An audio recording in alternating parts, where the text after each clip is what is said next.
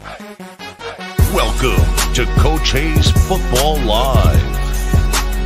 He can talk about anything from high school to the pros. This guy knows the game, so you better not be half-stepping. I can guarantee you most of the audience is going to agree with me before they agree with you. Strap in, because Coach Hayes is about to crack your cranium and fertilize your brain. Go ahead and right here, right now. Subscribe now and check out CoachHayesFootball.com. What's up, everybody? We in the building. Let me know everything looks good, sounds good. We can get this thing rocking and rolling, man. Prime time talk. Let me know everything looks good, sounds good. We're going to get this thing jumping, man. I was just in here filming some WREs up in here, man. We got to get those things back rolling. But what's up, baby gravy? I hear you. Oh, Lord. LMV, boy, you done scarred yourself. Y'all, you done scarred yourself. Everything, coach, you might well go ahead and call this a crybaby show. Oh, Lord, man. I hope we get some prime ribs. Well, we're going to open up the phone lines, and we're going to see. Shout out to DC Carson says we hear you loud and clear. Oye, my friend. Que pasa, man? Shout out to Julio Martinez, man. We used to coach together. My dog in the building. Huh? I'll leave some of those stories alone, Julio. I ain't going to bring them up. I hope all is well with you, brother. Appreciate it, man. But we're going to jump straight into this. Let me go ahead and put the number up here now. Get this thing rocking. 862-799-9956. You can go ahead and call on in and build up the queue as I go ahead and spit my monologue. Make it happen. All right, we got 32 in the building and climbing. Here's what I know, right? And I know a lot of people may want to call in and still speak about the Deion Sanders and all of that stuff. That's fine. But I want to kind of move on and start talking about some other things in regards to Colorado. The transfer portal. The transfer portal for Colorado is moving and moving quickly. Actually, during the draft, I saw that the Hood brothers jumped in the portal. I mean, wow, you talk about timing. Perfect time, man. Man, that's tough right there. And, you know, you think about guys leaving in the portal, they come, they go, they give it, they take it away. We all understand that all schools are going through that. But it's kind of interesting, right? Because I was looking at their transfer portal and what they got going on in regards to those things. And right now, let me see if I have it up here currently. I think, yep. Right now, currently incoming, Colorado has 22 players, right? 22 players since the cycle began. Not this cycle, but in total. Outgoing, they have 33 players that have left this program. And I think they lost some key pieces. You know, I understand fans don't want to hear this and whatever, wish you the best. I understand that. And all schools lose good pieces, but I think they lost some very, very good pieces that could have helped this program grow. And especially in the Colton Hood. Colton Hood being a cornerback, had 2 picks last year. A lot of people, a lot of the fan base was really looking forward to his contributions to Colorado this year. He decides to jump in the portal. Why that is, I don't know. Somebody gave him a bag, probably so. But he's in there. His brother Brandon Hood as well. Deion Hayes, he's another one. Shout out to old nephew. I think he has some injuries, but he ended up going to Texas A&M there. Cash Cleveland was a shocker, right? Cash Cleveland was the walk-on freshman center that came in and took over. I believe he got freshman All-American, something like that, great accolade. But he decides to leave and go to Texas Tech. Nikai Hill Green, of course, he left early, ended up going to Alabama. I thought that would have been a good piece. Isaiah Augusta, the leading rusher, decides to leave and go to Virginia. Now, there's been talks of, I don't want to call it tampering, but Coach Prime said in the video, hey, Virginia, we let you get one. And I ain't say nothing. And apparently they were going after somebody else, so I don't know. But, you know, the leading rusher, as much as that means, is gone. Okay? And I thought he did extremely well. Khalil Benson, right? Don't touch 2, right? Mr. Don't touch 2. He ends up leaving and going back to Indiana. All right. So they welcome back with open arms to Indiana. And I think a big one is Zach Owens, a big offensive lineman. I think Zach Owens, let me see what his measurables. He's a big old dude too. Oh, where is he at? Ended up going to Mississippi State, but I'm trying to see. Oh, here we go. Zach Owens was 6'6", 345, and he ended up going to Mississippi State. Now, remember, the offensive line coach went over to Mississippi State, so he probably saw something in him and said, hey, come on over here, baby. You can play in the SEC. We're going to find out. We're going to see. We're going to see what he's going to do. But the breaking news is that Colorado has some incoming cats. And the biggest name right now, I mean, we already knew about Caden Salter and those guys coming from Liberty, played in the spring game and so forth. But right now is Hakeem Williams coming from Florida State, a huge recruit coming out of high school. He was a huge recruit coming out of high school. Everybody wanted him. The University of Miami was on him heavy. Florida State ended up, picking him up and bringing him up there to Tallahassee. Let me see how he contributed.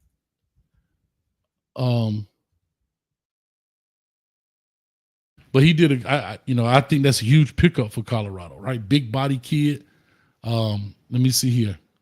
He only had 16 catches last year, played in 9 games, 16 catches, 187 yards and a touchdown. But that's going into his sophomore campaign.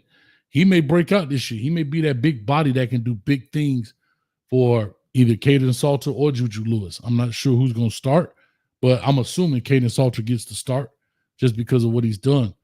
But, hey, I think that's a big pickup for Colorado as well.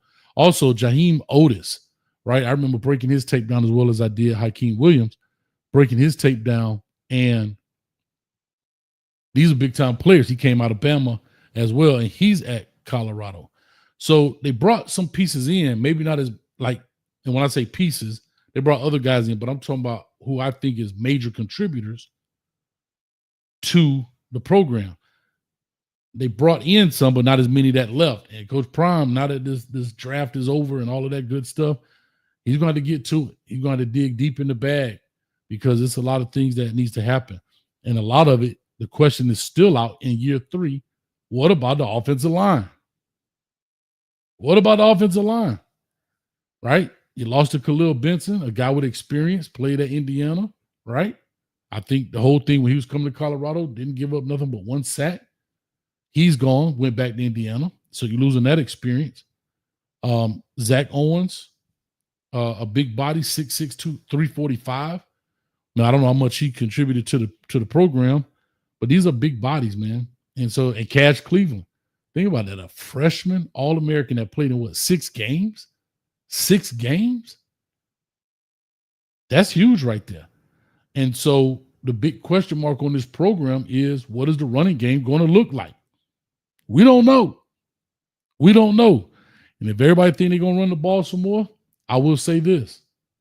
In all honesty, people can take what they want out of it, but I can only talk about what I've seen. They were about 66, 33% pass run. Right? 66, 33% pass run ratio. Even in the spring game coming forward. Does that indicate what they're going to do in the fall? Not always, but we'll see. We will definitely see. And we'll definitely find out what's going on. I would be interested to find out where Colton Hood and Brandon Hood land. I think those 2 guys, like I said, major contributors. I think they had a lot of upside, especially Colton Hood, with the absence now of Travis Hunter. You have McKinney on one side, Colton Hood on the other, would have been great. But now that guy's gone, it was tough business out there. Tough business. So real quick, if you want to call in, please do so, 862-799-9956.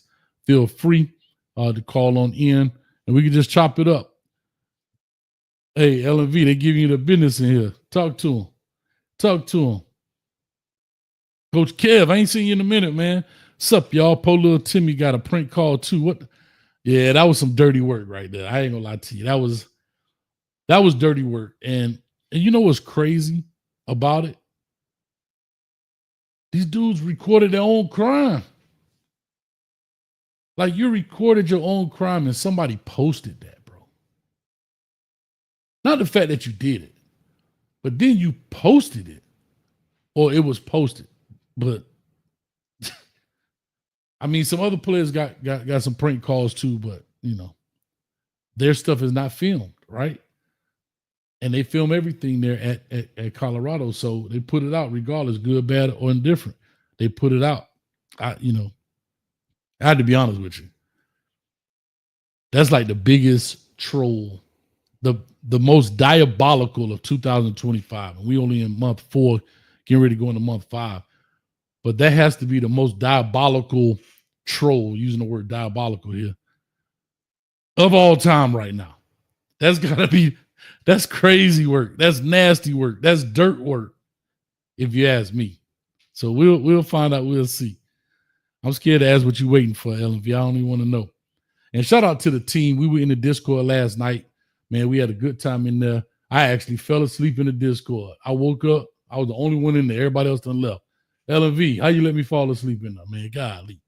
All right. Clicks and views. I like it. Juice in the building. Yo, coach. I love it. And it's biting. It's always biting. The cane juice is biting, baby. Whew.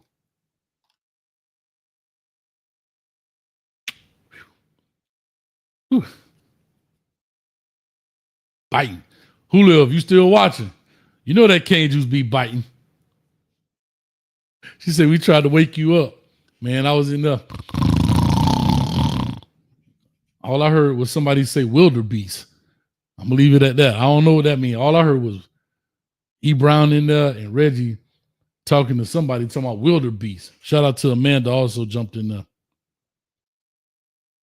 Lil Bucky, what's up, man? Hit that phone number, Lil Bucky. Let's chop it up, man.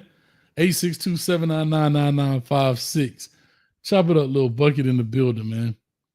Beloved. Is it beloved sandworm or is it beloved and worms? Beloved does.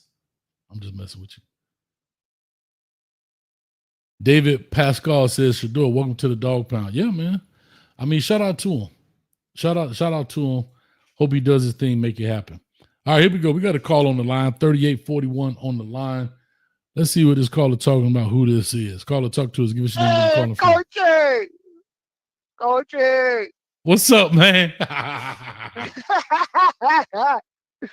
Oye, my friend, ¿qué pasa, man? Huh? ¿Qué pasó, man? Hey, Ay. What's up, Julio? Talk to me, man. What's on your mind? Oh, man, what's going on with that crank call was messed up, man. The prank call, that was terrible. Yeah, where they messed up that Shador. No, yeah, it was nasty work, Julio. That was nasty. That was nasty. Yeah, that was terrible, man.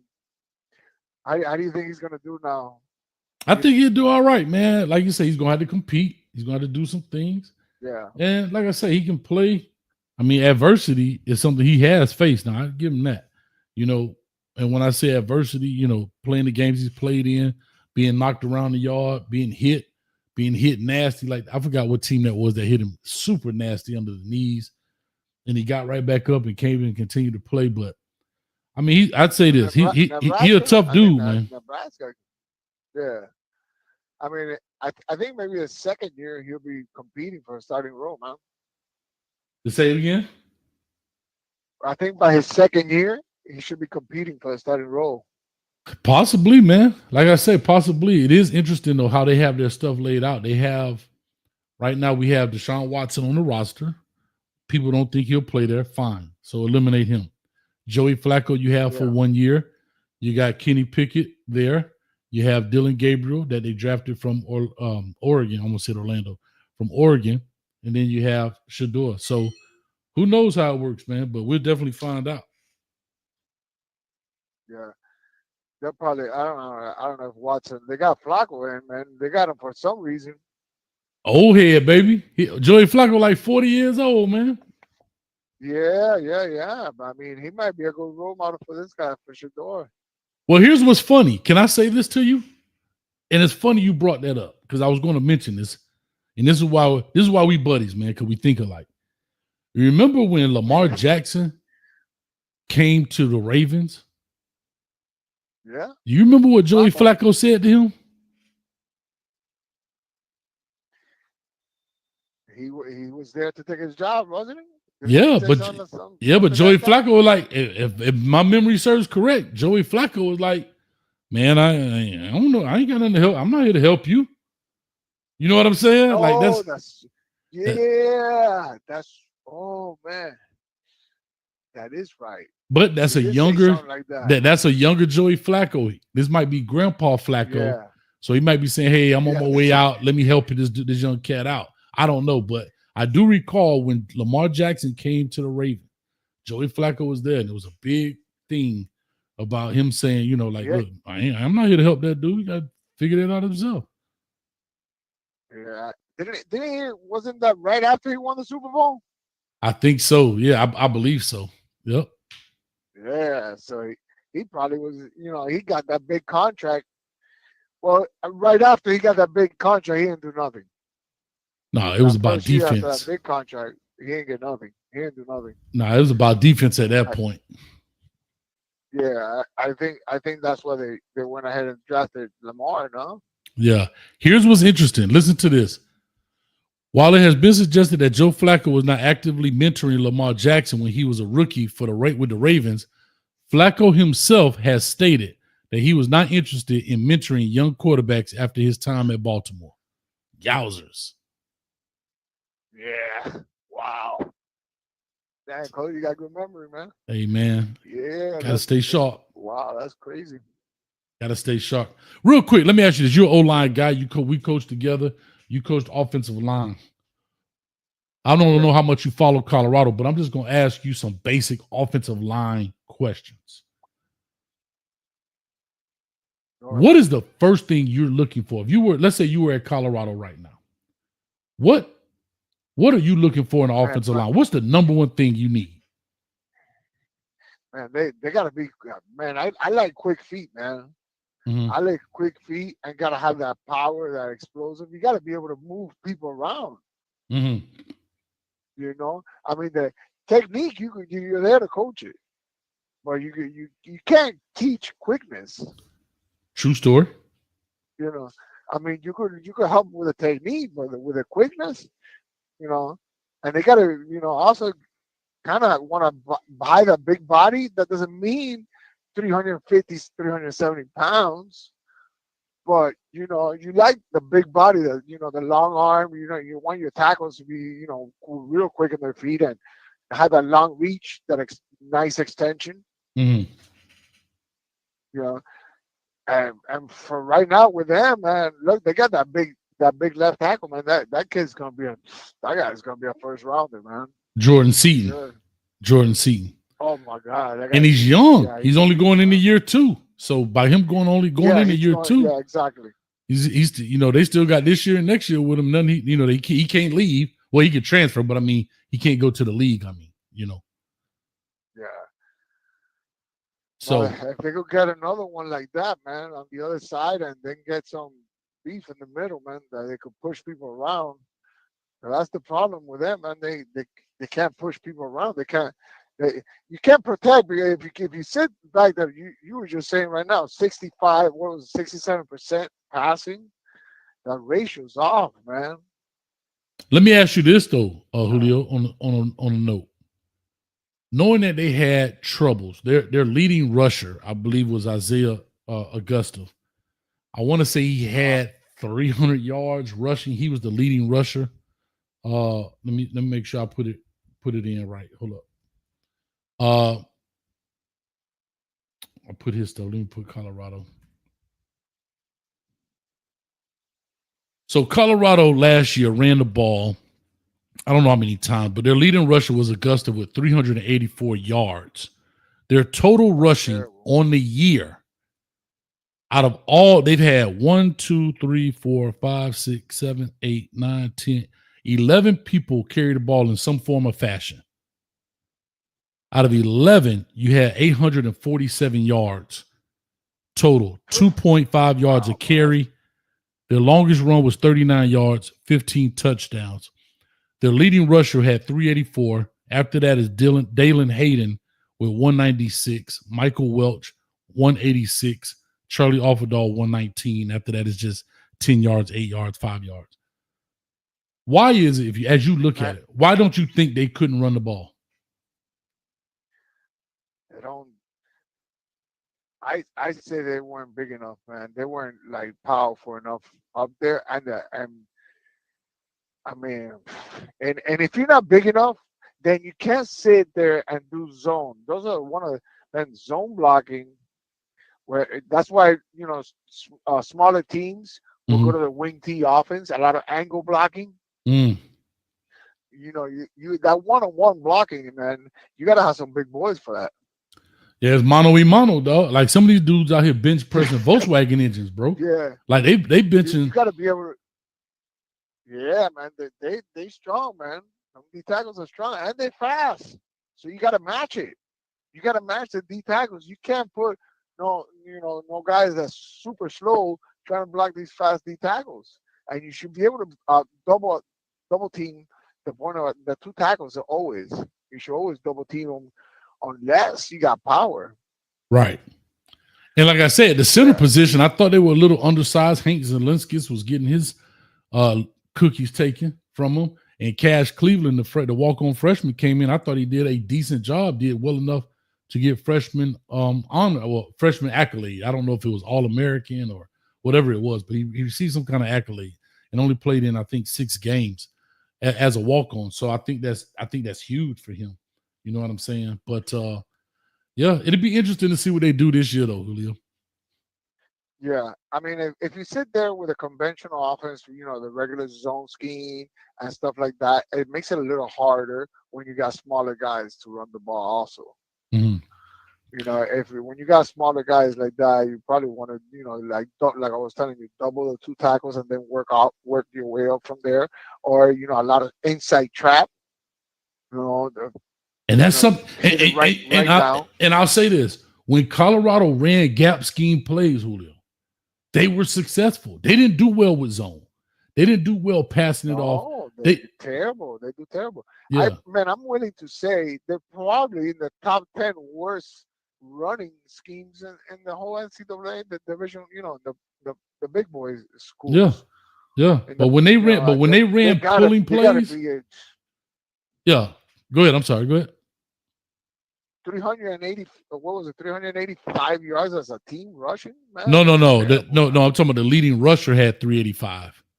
Oh, total. That's right. Yeah, the leading rusher had 385, and then as a team, they had 847. Not even 847 as a 830. Yeah, man, that's terrible. Yeah. And then in passing, they probably will have 3,000 something probably. They have 4,134 yards. Oh, look at that. Yeah. You need to be at least, close to that 2,000 mark. Yeah, for sure, man. Well, Julio, let me roll, man. We got the line up here. It's screaming right now because I'm their favorite coach. You understand me? All right, coach. Nice hearing from you, man. Yeah, man. Much love, brother. Holla at me. All right. Be safe out there. Yep. All right. Shout out to Julio, man, in the building, man.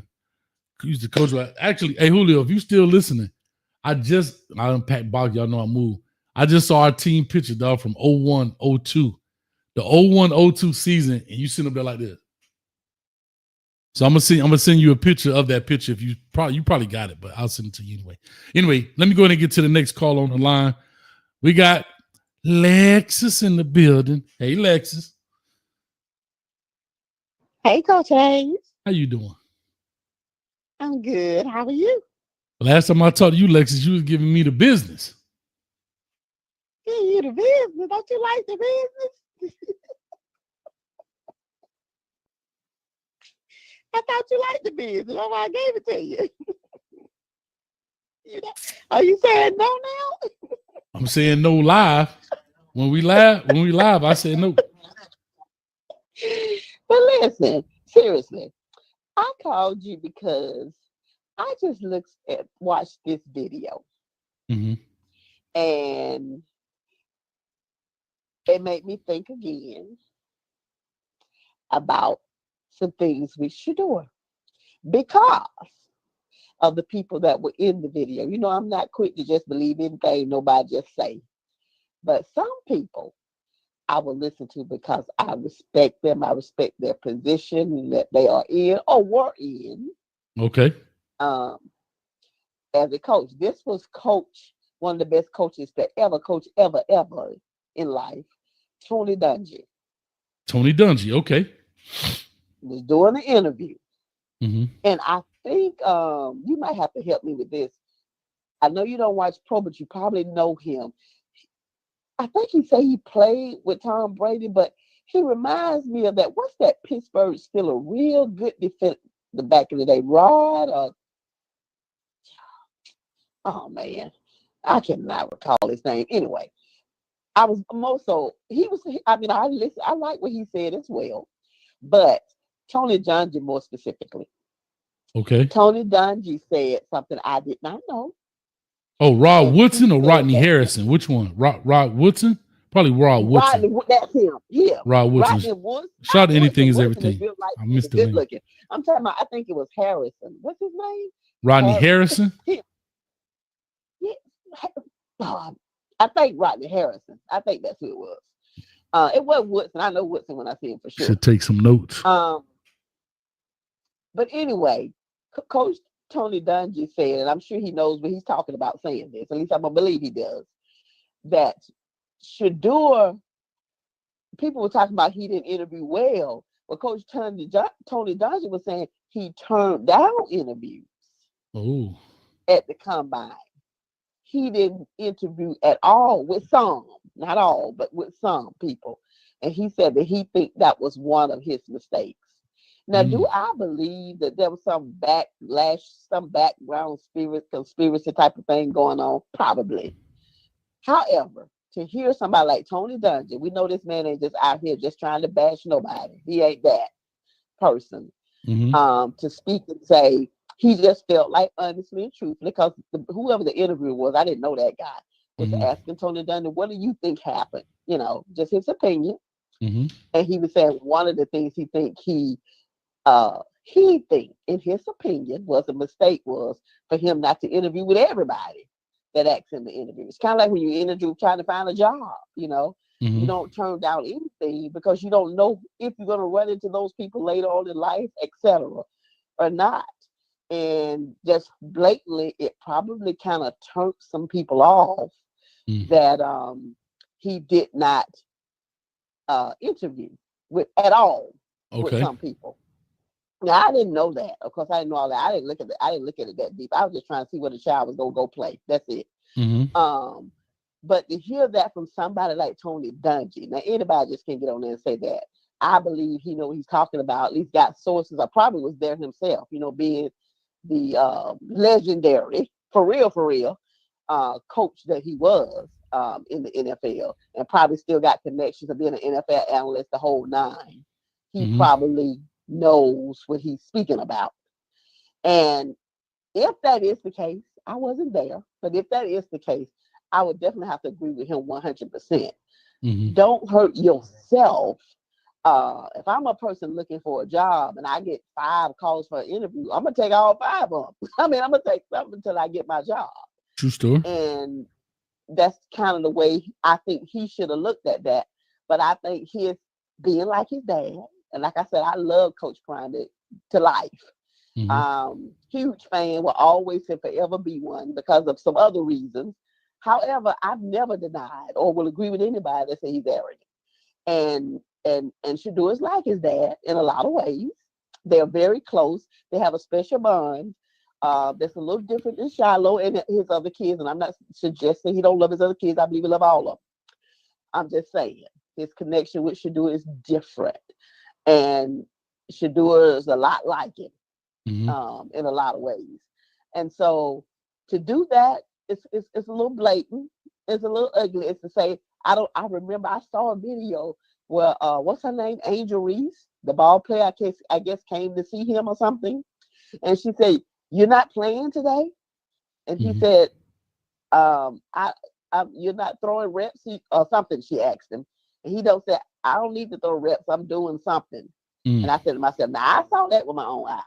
Okay. I said to myself, okay, now that was arrogant. But then to hear Tony Dungy say what he said, and I definitely trust his word, even though I don't know that for a fact, but I trust his word, makes me think that had something to do with it as well. I believe. Well, I'll say this to you, Lex. I can agree with that. I always tell people in this game, and we talked about it last night in the locker room on the Discord that we call a locker room.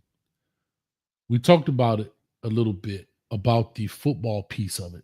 And that's something that we as fans and people who follow Colorado never really get privy to the X's and O's piece of it.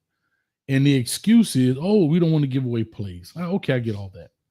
But now that in the draft part, like I said, I brought up the not Tony Dungy, the John Gruden and stuff where he does the quarterback camps and all. I thought that would have been great for Shador. But there have been reports, I'm not saying that they're true or not, I'm just telling you what's being said, is that he didn't do well on the board. I think Matt McChesney, who's been a Colorado alum, who's been a big Prime and Shador supporter, there's a clip of him talking about he spoke to some people in the front offices, and Shador didn't do well in the interviews when it came to board work, writing up formations, plays, and all of that stuff outside of spread.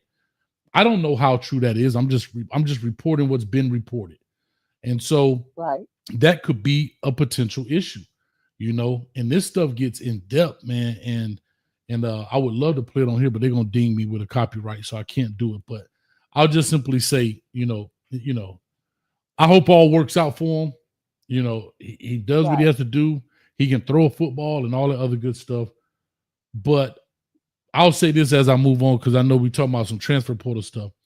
I found another great comparison, Lexus. I'll say this piece to you, and I'm going to move because I got quite a few in here. But how many people remember Josh Heupel? You know who Josh Heupel is, Lexus?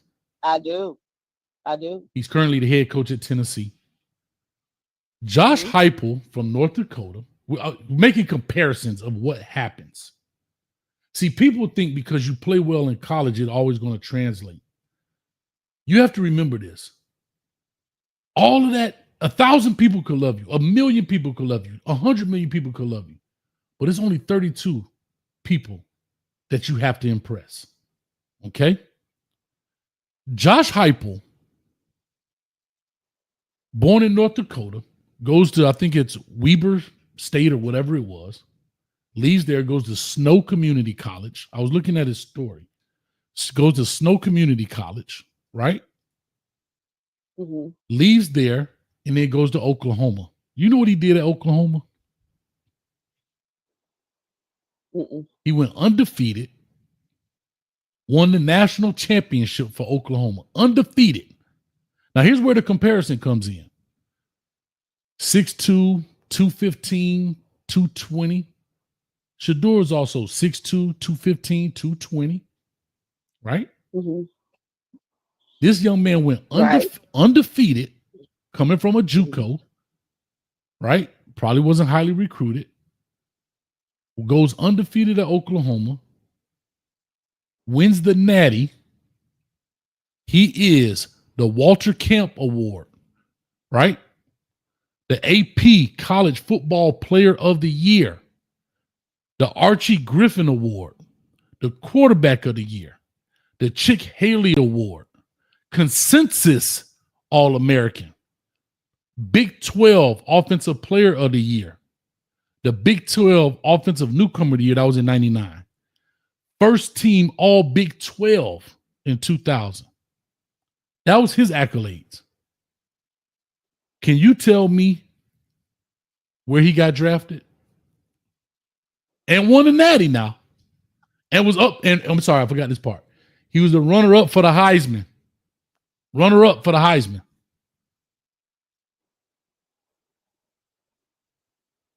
You know where you got drafted?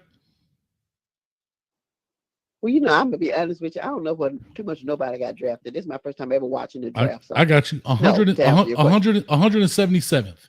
Sixth round. Sixth round. And here's the funny thing. He only played 2 years in the league.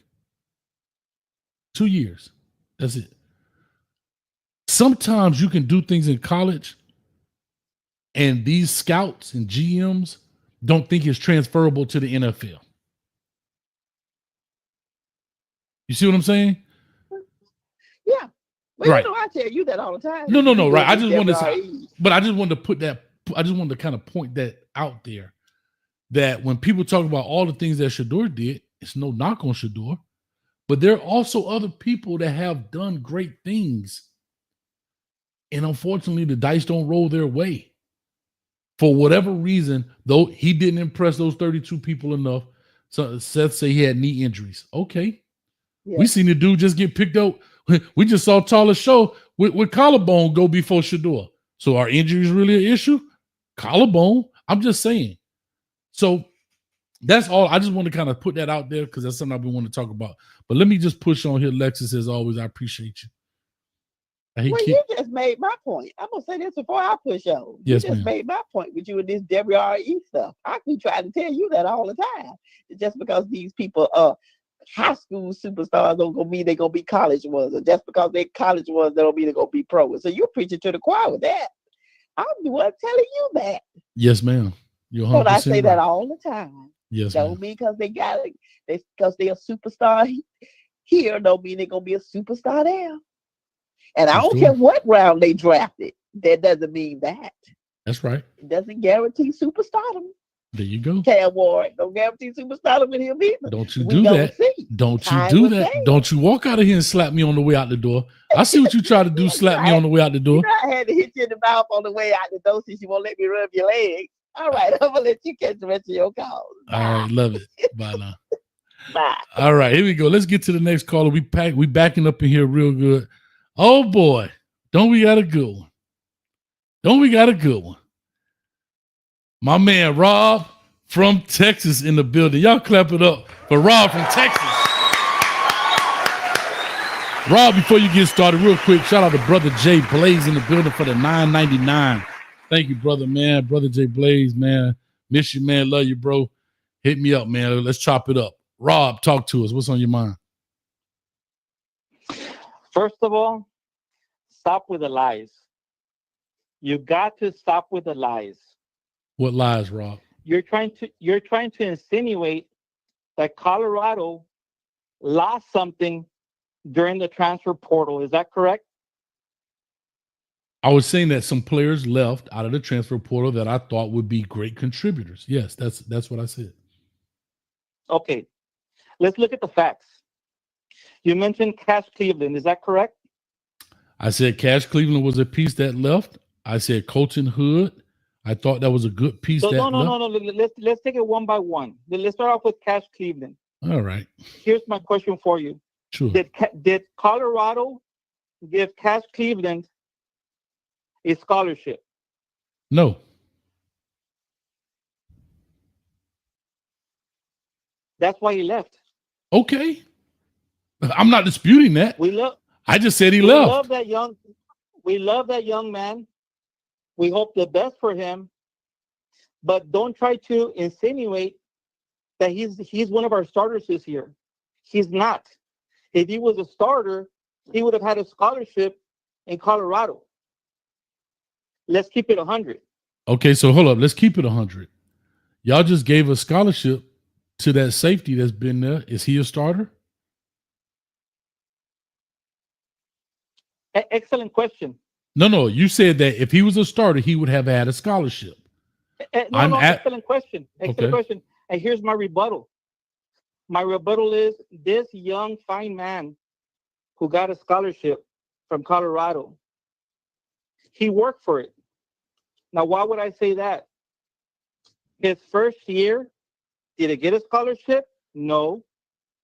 His second year, did he get a scholarship? No. His third year, did he get a scholarship? No. He's in his last year. That's fine. I don't have a problem with him having a scholarship. Okay, so he hung in there, and he showed Coach Prime and the Colorado Buffaloes that he has loyalty. And when it comes to Colorado loyalty, we have a premium on loyalty. Oh, golly, Rob. Now, let's talk about loyalty. No, let's talk about these players. Mm-hmm. You mentioned Owens. You're the one that mentioned them. I did. Now, let me ask you a question. Last year, was Owens a starter? Probably not. And no. the answer is no. Mm-mm. No, not probably. And the answer is no. Okay, he was not. I'm listening. Was he going to start with the Colorado Buffaloes this year? And the answer is no. That's why he left. Okay. I mean, we hope the best for him. We have all good things to say about him, but don't make him sound like the players that we lost were starters. I didn't say that. The word starter never came out of my mouth. What I said was key contributors. I said there were some key pieces I felt that could help you win. If Cash Cleveland is such a key contributor, why doesn't he have a scholarship from the Colorado Buffaloes, being that he's such a key contributor? So a guy that played you're not keeping it. You're not keeping it 100. I am. I'm actually keeping it 101. I'm keeping it 101. Rob. So you're going to tell me the young man played 6 games, got freshman, I guess. What did he get? Since you're the all-knower. What did he get? Freshman, freshman All-American or something like that? That's correct. Okay. So if he was a walk-on, he came in, played, and got freshman All-American at the center position. My question to you is, not that he left, my question to you is, why didn't Colorado give him a scholarship? You don't think that he earned a scholarship? We were going to. We were going to. However, you first have to show loyalty. In order to show loyalty, you have to hang in there for 1 year, for 2 years, for 3 years. Maybe on the 3rd or 4th year, he would have received a scholarship. Because he shows commitment and he shows loyalty, but he didn't. So Rob, Rob, say this right. I don't blame him, but he was impatient. But Rob, I come to your program as a walk-on. I pay my money, right? I pay my money to the university to attend, right? I am a walk-on. I pay my money. I come to the program. You allow me to come on, great. I come in and I make freshman All-American in 6 games. And you say he has to be patient. Cool, I get that. But what about the transfers that haven't contributed? Excuse me, wait a minute. Rob, don't interrupt. Like you always say. Rob, you always say don't interrupt. But you're giving scholarships to guys who haven't played 1 down for Colorado yet. This guy has played 6 games and was a major contributor to winning. Think about this. He helped win 6 games at the center position, taking over for Hank Zelinskis. But you're talking about he needs to be patient for 3 years, 4 years, continue to pay tuition, and he can't get a scholarship? Now, if he was a kid that didn't play like the safety, I understand exactly where you're coming from. But I came and showed you my worth, coach. I came and show you that I can walk onto your program. You allow me to come here. He was compensated. Okay. All right, go ahead. Continue, please. He was compensated because Coach Prime allowed him and others to be in commercials. Now, the commercials that they're allowed to be in, they're not doing it for free. They're not doing it for the kindness of their hearts. They're getting paid. I try to get away from this. I try my best. I try to come in here and I try to be cool. Coach Prime, I'm sorry, but these damn cult members are out of control. I'm sorry, Rob. Go ahead. I lost it. No. All I'm doing is bringing facts. The problem is because you're not a real Colorado fan. You're not a real Prime fan. I am. That's the reason your information is limited because you're not invested. So let me ask you this. Were you in agreement that Colton Hood would have been a major contributor here at the program? That depends. Depends. He had 2 picks last year. Everybody was projecting him to be a big contributor. Hold on. Let me answer the question. See, that's a problem. You ask a question, but when I try to answer it, you cut me off. Go ahead, Rob. The reality, I appreciate that. Thank you for your courtesy. The reality is that he showed a lot of stardom last year. Unfortunately, during all the well-off media preseason games, we didn't see him once. Do you know why? Of course you don't. Oh, I didn't want to interrupt. I thought it was a rhetorical question. That's why I didn't answer. Because he was injured. I'm not sure to what extent his injuries are, but what I do know is that all through camp, he was injured. Okay. So I'm not too sure how much he would have played. Is he a phenomenal player? Absolutely. Are we going to miss him? Absolutely. But to say he would have been a starter, I don't know. Because I never saw him playing on the field because he was injured. I never said the word starter. You're the first person to bring the word starter up. I said contributors. I didn't say starters. I said they lost some major contributors. And I think Colton Hood. See, the word major contributors. Major means that it's going to impact the team. It does. Hold up. Here's the question. If you're not a starter, excuse me. A starter, the answer is it's not. Okay, here's my question, Rob. Was Colton Hood a major contributor last year? Absolutely. And okay, so was Cleveland. Stop right there. We both love, and we're gonna miss. Okay, was Isaiah Augusta a major contributor last year? No. He was your leading rusher. He wasn't a major contributor? How many yards? I mean, of course, we will know the answer. 387. But how many yards did he rush for? 387. How many? 387. Come on now. He didn't even hit 500. But that does, bro. So you're gonna blame him? So how can you say he was a major contributor if he didn't even hit 500? Okay. I mean, normally I would ask for a 1,000-yard rusher, but forget 1,000 yards. Well, just give me half, 500. Whose fault is that? Give me 500. Whose fault is that? Saying he was a key contributor? Come on now. Whose fault is that? He was your leading rusher, and he played the majority of the snaps. He carried the ball 89 times for the Colorado Buffaloes. You don't think that's a major contributor?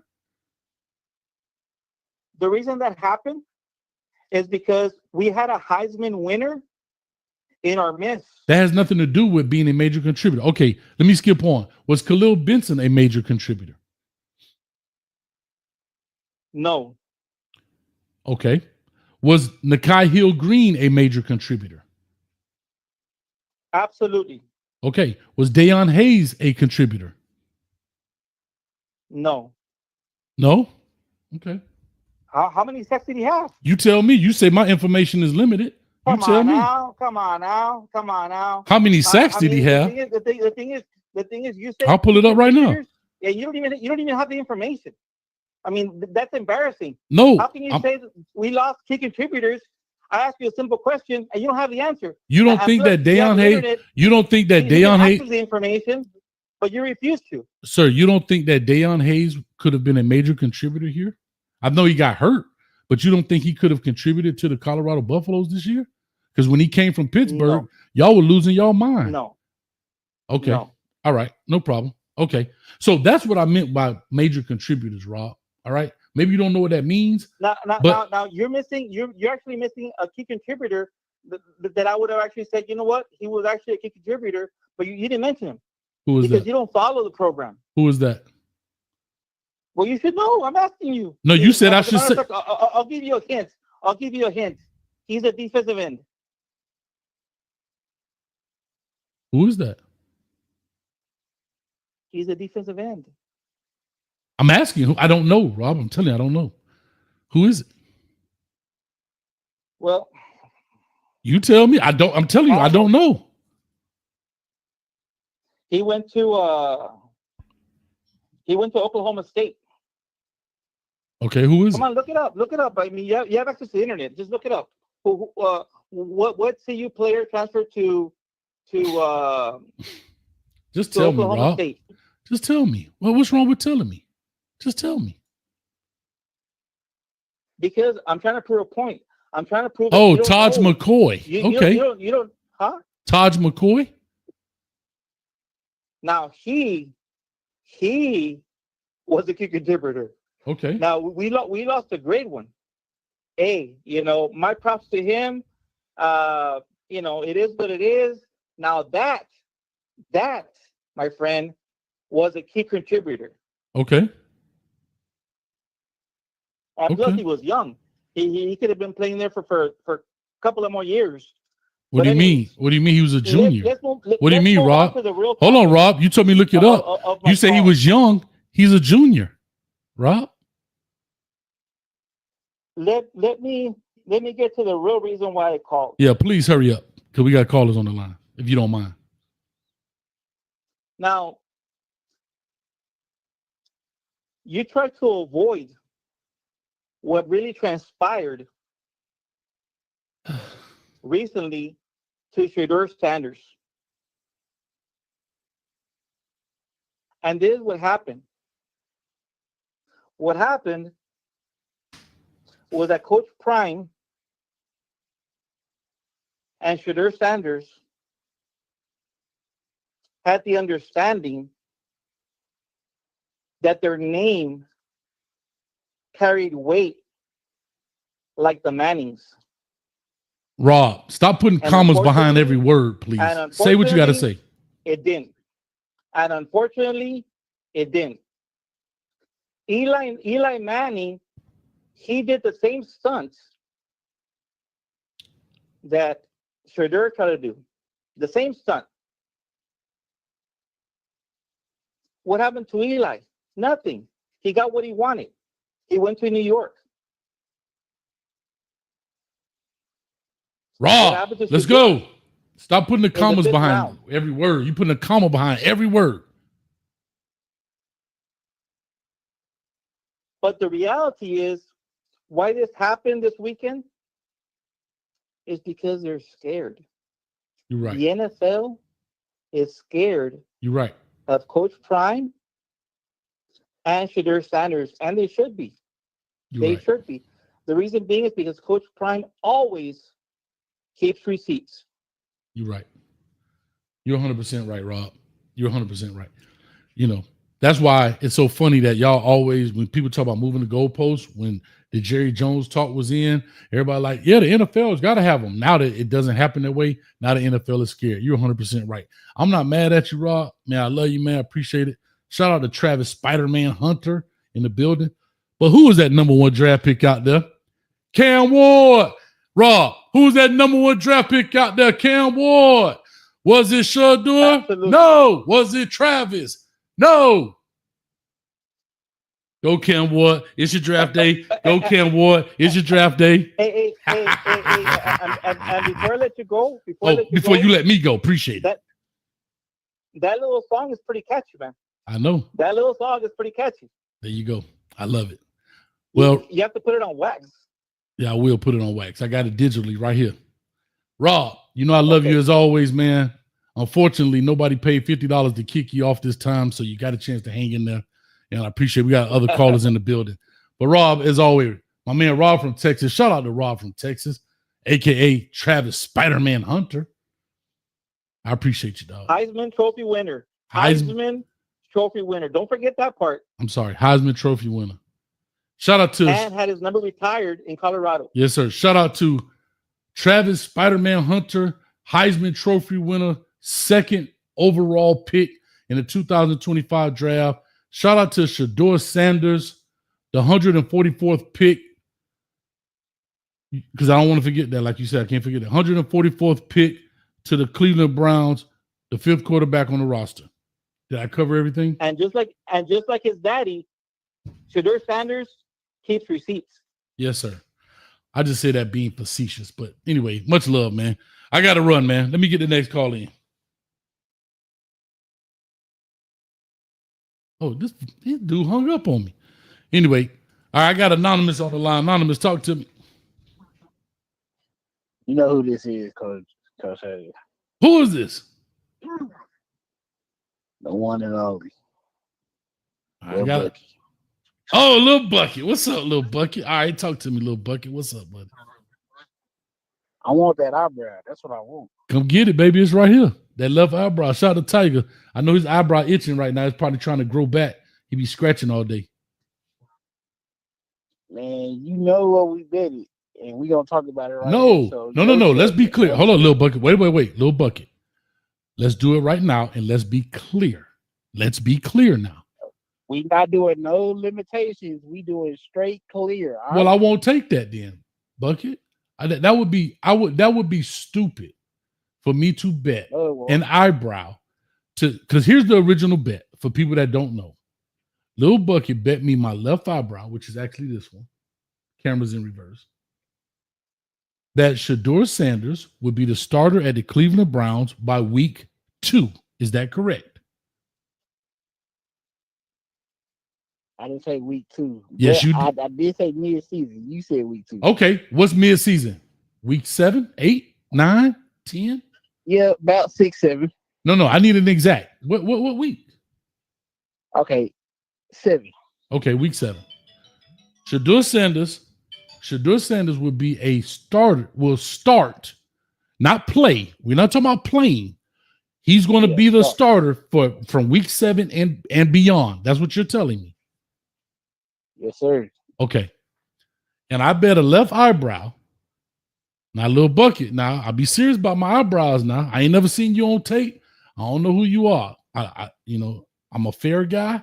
The CU community knows exactly who I am. I know who you are, but I've never, like I say, you said week 7, Shedeur Sanders would be a starter from week 7, 8, 9, 10, 11, 12, 13, 14, 15, 16, 17. Is that what you're saying to me? Will be a starter week 7. Week 7. All right, let's do it.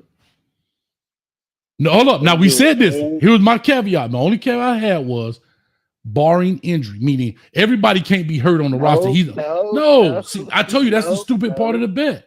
You're telling me that I'm going to bet you he's going to be a weak starter, not because of talent, because there's nobody else on the roster, because everybody's hurt? No, I'm not doing that. The thing is about this bet, you try to put limitations on it to where it's like it's easy for him to start. No, he's going to earn his position to start. I don't care if he's injured. I don't care whoever's injured or not. He's going to start that position on week 7. Cam Ward is going to be the starter Shedeur Sanders is going to be the starter week 7 for the Cleveland Browns. About Cam Ward. I know. I said it. I apologize.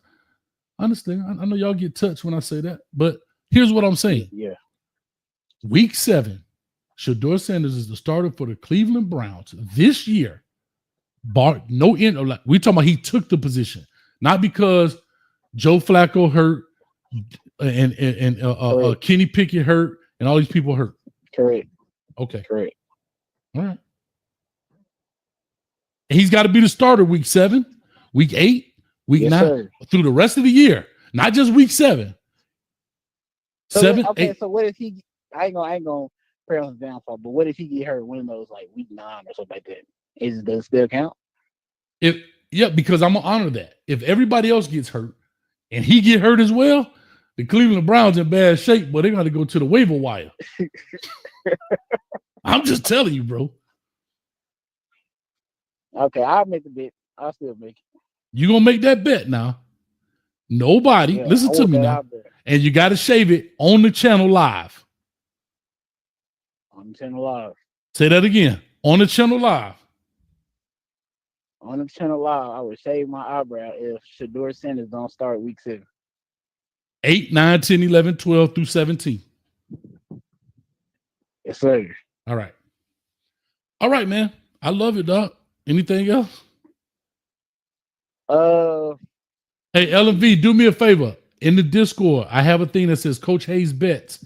If you wouldn't mind, LMV, typing that in the Coach Hayes Bets, what it is, because I keep a track of it in the Discord. Lil Bucket. That's right. All right. Let me see. Carson Day trash. I don't know if I want to go there or not. Let's talk about our new transfer portal. With the new guys. What about them?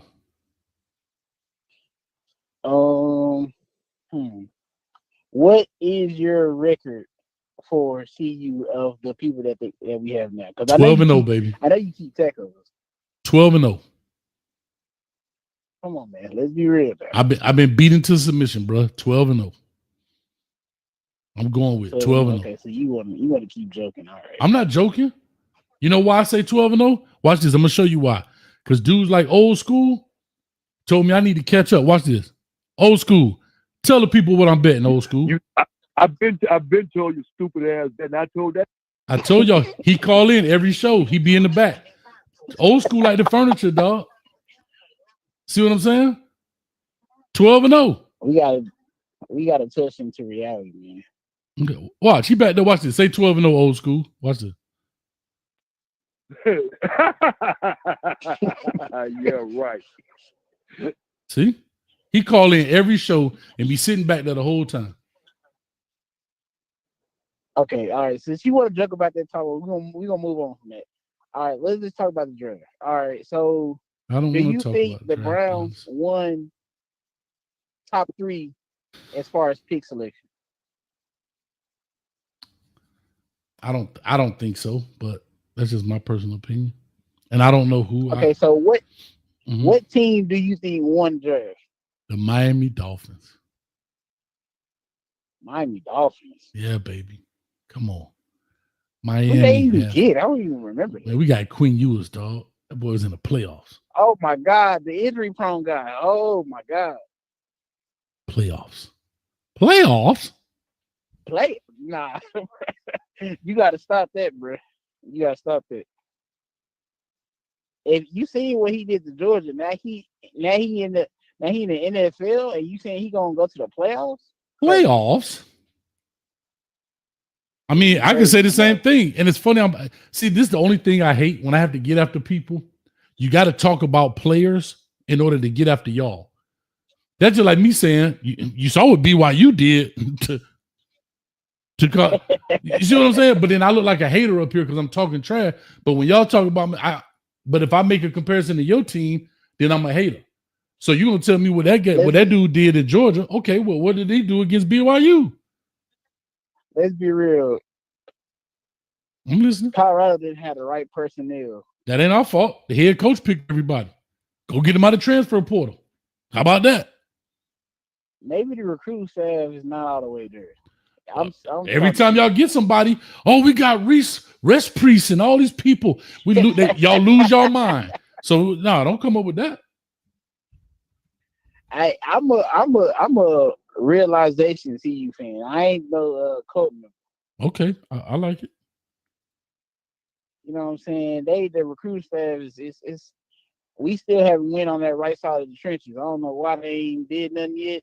Mm-hmm. And our running back room is thin. I don't know what's going on. I don't know. Rob from Texas tried to say anyway. That's neither here nor there.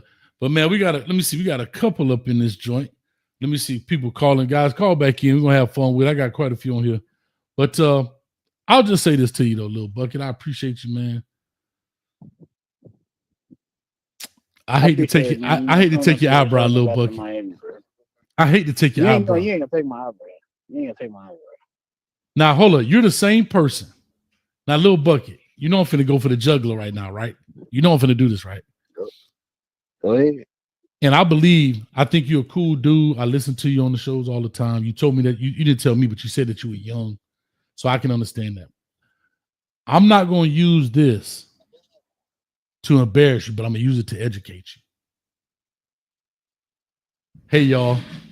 Little Bucket said that Shiloh Sanders is comparable to Ed Reed.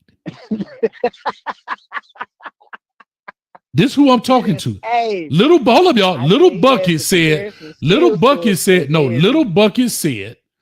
that Shiloh Sanders is comparable to Ed Reed. This is who I'm talking to. And he said he's not a cult member. Come on, y'all. I say he has a comparison skill set. He has a comparison skills. You heard what he said, y'all. That's right. Now look. Now if he get his opportunity on the Bucks, right? You know he signed with the undrafted free agent. So if he get his chance and he go crazy, well, I'm gonna come back on this show now. Sir, you said that Shiloh Sanders is comparable to Ed Reed. You don't see it?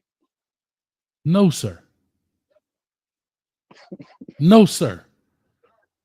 And that's why I got on Tiger for not helping you, right? I understand you say you're young, So you may not know these things. But, sir, can I tell you this? He is nowhere they're not even in the same state in the same stadium. But y'all said he comparison to Ryan Clark. I didn't watch Ryan Clark grow up. I watched Ed Reed. But instead of you saying, well, let me go see what Ryan Clark did, I didn't say that. I was actually listening. I wasn't even on the show. I was just listening to y'all. And people made a comparison that Shiloh is equivalent, a comparison to Ryan Clark. That's a little bit more closer than Ed. And then you come out and say Ed Reed? My Lord. The way you keep like repeating it is making it seem like. Do you know what you're saying, dog? Do you know what you're saying? So see, he got Deion Sanders bloodline. It can get up there. See, this right here is cult mentality, little bucket. This is cult mentality. He really has potential. So the way you're gonna justify this, it says he's got Deion Sanders bloodline. That's why he can be compared to Ed Reed. Is that what you just said?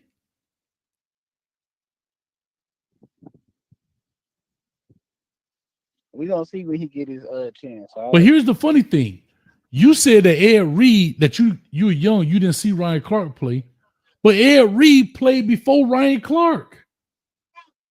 I swear I ain't know nothing about Ryan Clark. He must be making enough noise because I ain't know about it. Ryan Clark used to knock cats out.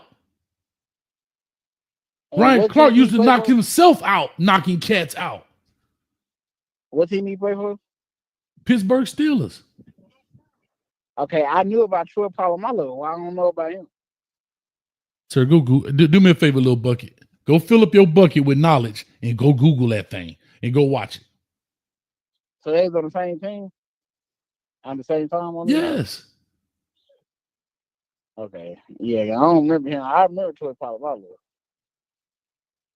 You know who Ryan Clark is, right? On the Pivot podcast?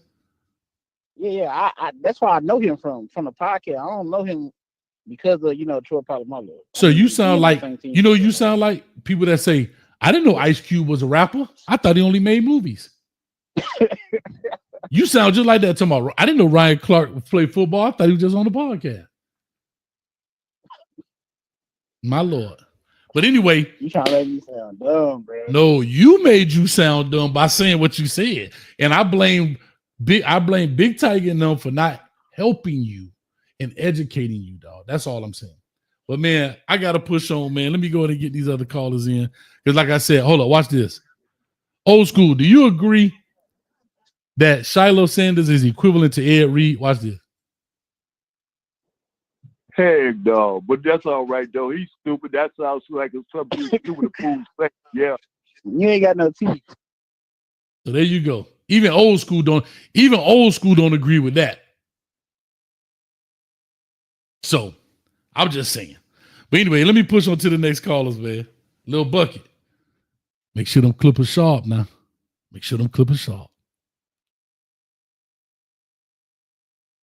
All right, shout out to Little Bucket in the building. All right. Oh, we got Dr. Stallings in the building. Dr. Stallings, what's going on? Talk to us. Not much. How you doing, brother Hayes? I'm good, Dr. Stallings. Yeah, I'll be over there on the Colorado pro Deion or pro Sanders podcast, YouTube podcast with Little Bucket. He has a lot to say. Pretty young, but they over there pro Deion. They put me in timeout because I speak the truth. I'm from Chicago, man. That's all we know. Shot-town. The truth. Dollar bill. Shot-town. Absolutely.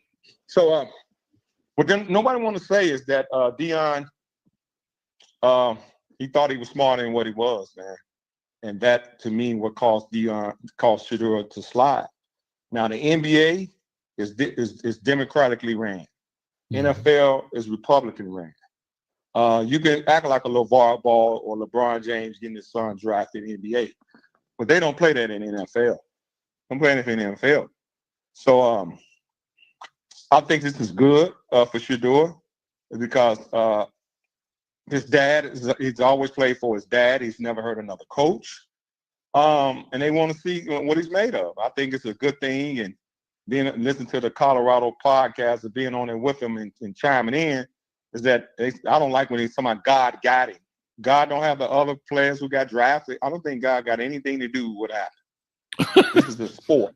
Wow. God, they kill me when they throw God in as though God don't have nothing else to do but watch grown men play a child's game. So get that out of there. You know what I mean? So I think it's the best thing to happen. I didn't like when he went to the combine, with his hat turned backwards and gold chains, and you don't see any other black quarterbacks in the NFL looking like that. And when you go on a job interview, you got to dress accordingly, right? So I thought Coach Prime dropped the ball. Then he made a comment about Cleveland and saying that his son, the Cleveland's not good for producing quarterbacks, and it came back full circle that his son got drafted by Cleveland. So I don't know where Coach Prime think or Deion think he has some power. Slaves never have more power than the masters. Damn. So that's why they call them owners for a reason, right? What was White Daddy Jerry Jones at, right? That likes to parade Deion around. Well, Jerry Jones came out and said that Shedeur wasn't he was a good quarterback. He just wasn't a good fit. Yeah, okay. Yeah. What was Tom Brady, his mentor, right? What was he at? What was Tomlin at, right? What was these guys that he thought, right? So that humbled him, man. Be quiet. Be quiet. You don't have $100 billion. You don't have $1 billion in your bank account, man. You are a worker, and workers, please stay in your lane, because this league is going to continue without your son. And it's the first time I assume he had no answers for his son. He had no answers. Dad, what we gonna do, son? I don't know. Like Deion said, I didn't think he was gonna go like this. You weren't prepared to go like this. Getting drafted, with your expertise, you should have knew this could go like this. So you created a mini carbon copy of yourself. If they didn't like it 30 years ago, Coach Deion, why would you think they like it now? Why? Why would you think they like it now? I don't see.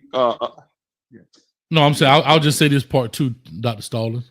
I hear you, and I think everything is speculation. Even myself, whatever I have to say, I don't have any inside information. True. But what I will say is, this is what I do know. To your point, this is their organization. This is their company. When I say their, I'm talking about the millionaires and those who run it and how they want it to be ran. Right? And everything is relative. I'm going to make a comparison here. Just follow me for a little bit. Follow me down this road. These companies or franchises do things the way they want to do them. For example, you always heard about the Patriot way, right? Because that's how Mr. Robert Kraft and Bill Belichick, whatever, wanted ran, and that's what they wanted to do. And Chad Johnson was like, that's the Patriot way. I can't fit in here, right? Okay. I'm saying all this to say, to your point, when you have to go to them to get the yes, you got to be a little cautious. That's all I'm going to say. Now, here's where the parallel is. It's the same thing when Coach Prime went and checked that scout who was telling them about the 40. That was Coach Prime's house. We could disagree on how he did it. We may not have liked that he's done it. Some people cheered that he did it. But at the end of the day, that was Coach Prime's house. That was Colorado, was his franchise. He didn't want an outsider coming in telling them how to do their 40-yard dash. What did Coach Prime say? Y'all do what y'all do. Right? Y'all just met him. Y'all do what y'all do. Because that was Coach Prime's house. That's how he wanted ran. And it's the same thing in the NFL. These people are billionaires. Do you know how much money they make sleep? One thing they're never going to do is relinquish power. They don't care about money, because when you got $1 billion, you know how much money $1 billion makes? Just having $1 billion, how much it makes. So they care more about power than they care about the money. They will lose money to retain power. I hope people understand this. They will lose money, which is peanuts to them. The Cleveland Browns is a terrible organization, in my opinion. But guess what it's worth? $4.8 billion with a B? 4.8 billion with a B? So people got to understand, and I'm going to make this last point, Dr. Stalin. Everybody trying to tell Shedeur, you got to be real. Stay in your, don't fit in no box. Okay, that's their box though. You want to fit in your box, go start your own football program. But that's their box. And for everybody in the sound of my voice tonight, when you wake up in the morning and go to your job, you finna go fit in a box too.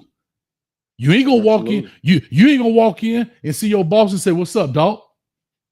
Hey, how you doing there, Mr. Johnson? Hey, how you doing there, Mr. Smith? Hey, how you doing, Dr. Stallings? Hey, good morning, Dr. Stallings." So don't get it twisted because you see a player doing this and they think they can go somewhere else. No, it doesn't work that way. And let's call a spade a spade. The majority of these owners, old school. What did they tell Cam Newton, Dr. Stalling? Cam has said this story before. What did the owner ask him? What did the owner ask Cam Newton? I don't remember. Hey, son, you got any of them tattoos? Cam said, "No, sir." "Yeah, okay, keep it that way." Now, this man just won the Heisman. Won a natty. #1 pick overall. 6'6", 250, pure athlete, pure Superman. Ugh. And the owner say, "Well, you got any of them tattoos?" "No, sir." "Keep it that way." What you think? You think that man? Come on. Cam ain't started growing that hair out till when? When Cam started growing that hair out? Huh? Right. Okay. You better understand that. Just because you play ball don't mean you ain't got a job. They got an HR department. But anyway, I'm sorry. I was bloviating. But go ahead. No, I like that. And that's what our people, some of our people fail to realize, that you have to be in the box. But what surprised me,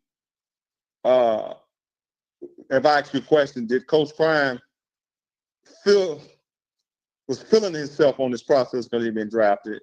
And that's one question. If he had to do it all over again, what would you think Coach Prime would do differently handling his son? All right, real quick for answer, let me give love to a dono. Mr. Andrew 2800, $3.99. Appreciate it. Think the Shedeur situation will happen with Arch. I don't know. I have not a clue. I appreciate the $3.99. I don't know. I don't even want to speculate, but I don't know. I have not a clue. But before I do answer your question, and please put a bookmark in it, because I want to do this. When people are making the comparison between Arch Manning and Eli Manning to Deion and Shedeur, they didn't broadcast what they were going to do until they were on the stage. Right. That's the difference. They kept their cards like this. Right. They did not broadcast their intentions until they were there. They didn't go out there with a campaign saying, I want Eli to play at the particular weather. I know. No. They came in the day of the draft and said, listen, if the Chargers had a pick, we don't want to go there. So I say all that to say, to your point, I think Coach Prime had a game plan. This is my opinion. He had a game plan. And he won the masses. He won the masses. Like all of the fanfare, the people come in, everybody fall in love with their family because they open the camera. I love that he did that. But he didn't win over the 32 eyeballs that actually matter. Right. That's the difference. Right. 10 million people, 100 million people can want Shador to go first, second, third, first round, 21st pick, whatever. But at the end of the day, ain't none of y'all called in a favor. Because your opinion don't matter. You have to win over those people at those 32 organizations. And with the way the draft was today, it wasn't even 32 because quarterbacks were already settled at a lot of these places. So it got even smaller. Right. The opportunities were even smaller. So I think Prime's idea was spot on, but I think the execution when it came to the draft part missed the mark. That's my only thing I'll say. That piece of camp, you on talk shows talking about, look here, man, I know what my son going. I know what it is behind the curtain. Right? That's right. Nobody bigger than the Shield, Dr. Stalling. They're going to stop that. Absolutely. Yeah. Even these players telling you that. So that's all I had to say. Go ahead and hit us up with your last words, and I'm going to go ahead. Oh, we got Shad in the building. Well, nothing much. I just, the other guy, I think you should have hung up on him. The guy with the little bucket, man, he was just talking. Nah, that's Rob. Listen, that's Rob from Texas. Rob from Texas is like my Guillermo. You know who Guillermo is from Jimmy Fallon? I think it's Jimmy Fallon. Yep. Yeah. I mean, Rob is part of the show, so you got to give me. That's my man. That's my man. Yeah, man. I was just probably disconnected, so we had technical difficulties. But I don't have anything to say. I just, I think Coach Prime, man, he made some mistakes. He had to make a mistake because it didn't go according to plan. And he said, man, I didn't know it was going to go like this. Coach Prime, man, you was a great football player, and that's it. You haven't won anything. You didn't win at Jackson State. You was 0-2 in the bowls. You got smashed. BYU smashed us. And you ain't got a whole lot, man. I don't know why he thought he had enough leverage, man. You don't, man. You don't have leverage.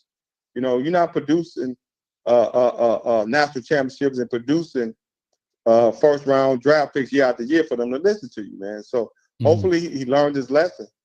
But I'm gonna say this: I thought they was trying to ruin his program by not drafting Shador. And I want to see how he handled it. What is Juju them family members thinking right now, man? Do we pull Juju or do we sit back and let this Shador situation play itself out again 3 years from now? So I'm just gonna leave you with that. I'll just say this, Dr. Stalling. I don't know. I'll just say this. I hope not. I hope that Juju is not affected by what has happened. I really personally hope that is not the case. What I will say, here's the difference. Coach Prime, whatever that is, he will have to confer and collaborate with Juju's parents in this approach. So that's a little bit different than his son. He was in charge. But I don't think this waivers Juju, in my opinion. If it does, then so be it. But I hope it doesn't. I'll put it that way. I hope it does not. Like I said, I want Prime to build something. I do. But it's going to take time and it's going to take some things. I don't agree with all of his methods. But hell, if y'all watch me in Miami, I don't agree with all our coach methods either. And I even worked for the son of a gun, but that's just what it is, right? Everybody's not going to agree 100%. Everybody's not going to disagree 100%. However, it is what it is. And I'll just say, hey, make it happen. Okay. All right, Coach, man. Thanks for having me on, man. No problem. Have a good night. You too, Dr. Stalling. All right, Dr. Stalling's in the building, man. Check this out. Shad coming to the stage, but before we do, y'all speak to the furniture in the back. What's up, boy? Hey, can I? Hey, let me ask you a question. Where I want to ask the doctor. So, what kind of doctor is he? I'm glad he ain't like a psychiatrist. Just thinking Shador needs kind of psychological help. He go run to him and find out that he's a Shador hater. I mean, not even he only is a Shador hater. He also said he's a Coach Prime hater too. How many kind of haters y'all got on this show? I told y'all think I'll be lying when I say old school call in every show, and be in the back the whole time. I'm just saying, y'all think I'll be lying. Anyway, Y'all clap it up for my man Shad, brother Noopsy in the building. Amanda, what's up? Peace, beloved. What's going on? Red fish, blue fish, one fish, two fish. Hold on real quick. Shout out to Amanda, was in the chat last night. Hey, how y'all let me fall asleep, Amanda? I done fell asleep in the locker room, and y'all done left Coach there. Didn't even put a blanket on old Coach. I wake up, look at my phone. Guess what? I'm the only one in the doggone locker room, dog. What's up with that, Shad? I don't know, black man. You know, I just know wisdom born, all being born to knowledge all being born to wisdom. It's the mathematics of the day. For sure. This conversation take a very interesting turn. You know what I mean, brother? Yes, sir. Because it hit me that it was a reason Shedeur had to go to Boulder, because he had to prepare himself for the boulder that is currently in front of him. Do you understand where I'm coming from, brother? Oh my God, I see it. I see where you're going, brother, man. Talk to us. And the obstacle you're saying, the obstacle. I'm liking it. All right, talk to me. So you have to go to Boulder to understand how to overcome a boulder. And so that boulder is in Cleveland, Ohio right now. Hold on, I gotta write that down. So, like Ocho Cinco. Say that one more time. Boulder. You gotta overcome the boulder to do what now? He has to overcome the boulder, which is why he had to go to Boulder. Praise to God. But all jokes aside, though. Yes, sir. All jokes aside, what I called into the show last time, I still feel the same way, even though it was a little bit later. I still felt like Cleveland was the best situation, for him to go. I think he's obviously a better quarterback than Dylan Gabriel. Still think Watson is a head case. So, I mean, that bet that you made, I mean, it very well could become a possibility, because I do think he does have some tangible tangible and intangible qualities that, can make him, because I don't think you can shortchange a guy that took the type of punishment that he took. I mean, we can say, people can say whatever they want about the watches and rap music and all that stuff like that. But when the whistle blew, I don't think you can find too many other players that played as hard as he played. I can agree with that 10,000%. And I think that's a translatable quality. And now you have a person that plays that hard, and he has a chip on his shoulder now. He feels like he's been overlooked, which he probably was. I mean, everybody gonna have a conspiracy behind, the reason that he dropped in the draft and everything like that. But I mean, at the end of the day, he dropped, but I mean, it's a pretty good situation from a team perspective. Cleveland has a very, very good defense. Nick Chubb is Adrian Peterson reincarnated, just looking at some of the stuff that I see him doing after the injuries that he had. So, I mean, he's in a good situation. And like I said, Deshaun Watson, at this point, I mean, I just don't see him being a person that is going to be able to command respect from the locker room due to his off-the-field things. But all in all, I hope it works out for the young man. You know what I mean? For the individuals kind of comparing it to the Arch Manning situation, Arch hasn't said anything. We only know Arch because, of his family and everything like that, because no other backup quarterback is being talked about in college football, period. Like, this is the only one. From last year's perspective. Obviously, he's going to be the incumbent, going to be the starter this year. So, I mean, my dog said the incumbent. Yes, sir. Hey, that's what I'm talking about. Vocabulary word of the day, the incumbent. Talk to me. I'm sorry. Yeah. But Shad said, yeah, whatever. Shut up. Yeah. I mean, with that being said, I mean, like I said, I wasn't able to catch your show yesterday. I was at work. So I know y'all kind of broke it down or whatever like that. But I mean, did you like the fit of him being in Cleveland or? No, I hate the fact. I'm sorry, Dave. I see Dave Pascal keep talking about dog pound. I think it's just my opinion. Quarterbacks go there for their careers to die. We've clearly seen the dudes walking around with the Tim Couch jersey with doggone 30 quarterback names on it and all this stuff. I understood what Coach Prime was saying when he said it. No, no hate to the Cleveland Browns, but he just shouldn't have said it out loud. You know what I'm saying? But no, yeah. I would know, sir. 5228 coming to you. Give me 1 second.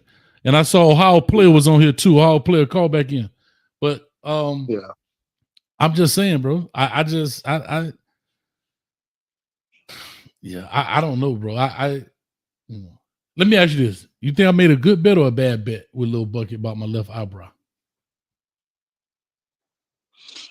I mean, he got to start. Hold on. He's got to start week 7, 8, 9, 10, 11, 12, 13, 14, 15, 16, 17. He's got to start what? 10, 12? Do y'all have an injury clause in there? Yes. Something like that? If he can't, I'm not shaving my eyebrow. If all the other talking about if he gets hurt. That's what I'm saying. No, he said he'll stay with it. He said he'll stay with it. I mean, shoelace. I know what you're saying, but yeah, no, he said he'll stay with the bet, but that's why it's on tape. We can always go back and look it up. Okay. But do you really think in your heart of heart? Hold on, do you think in your heart of hearts, in year 1, he beats out? We talking about injury. He beats out Flacco, Pickett, Dillon Gabriel. He got to beat out 3 people by week 7. Really, by week 6 to be the start of week 7. I mean, I think he has Dillon Gabriel and Kenny Pickett beat already. Personally, just based on just them. I mean, Dillon Gabriel didn't really show very much this past year, even though, like, going back to the Josh Heupel conversation, and talk about things translating, but I don't really see anything in his game that translates because he's smaller than Shedeur. He is. So so that's gonna be a knock on him, right there.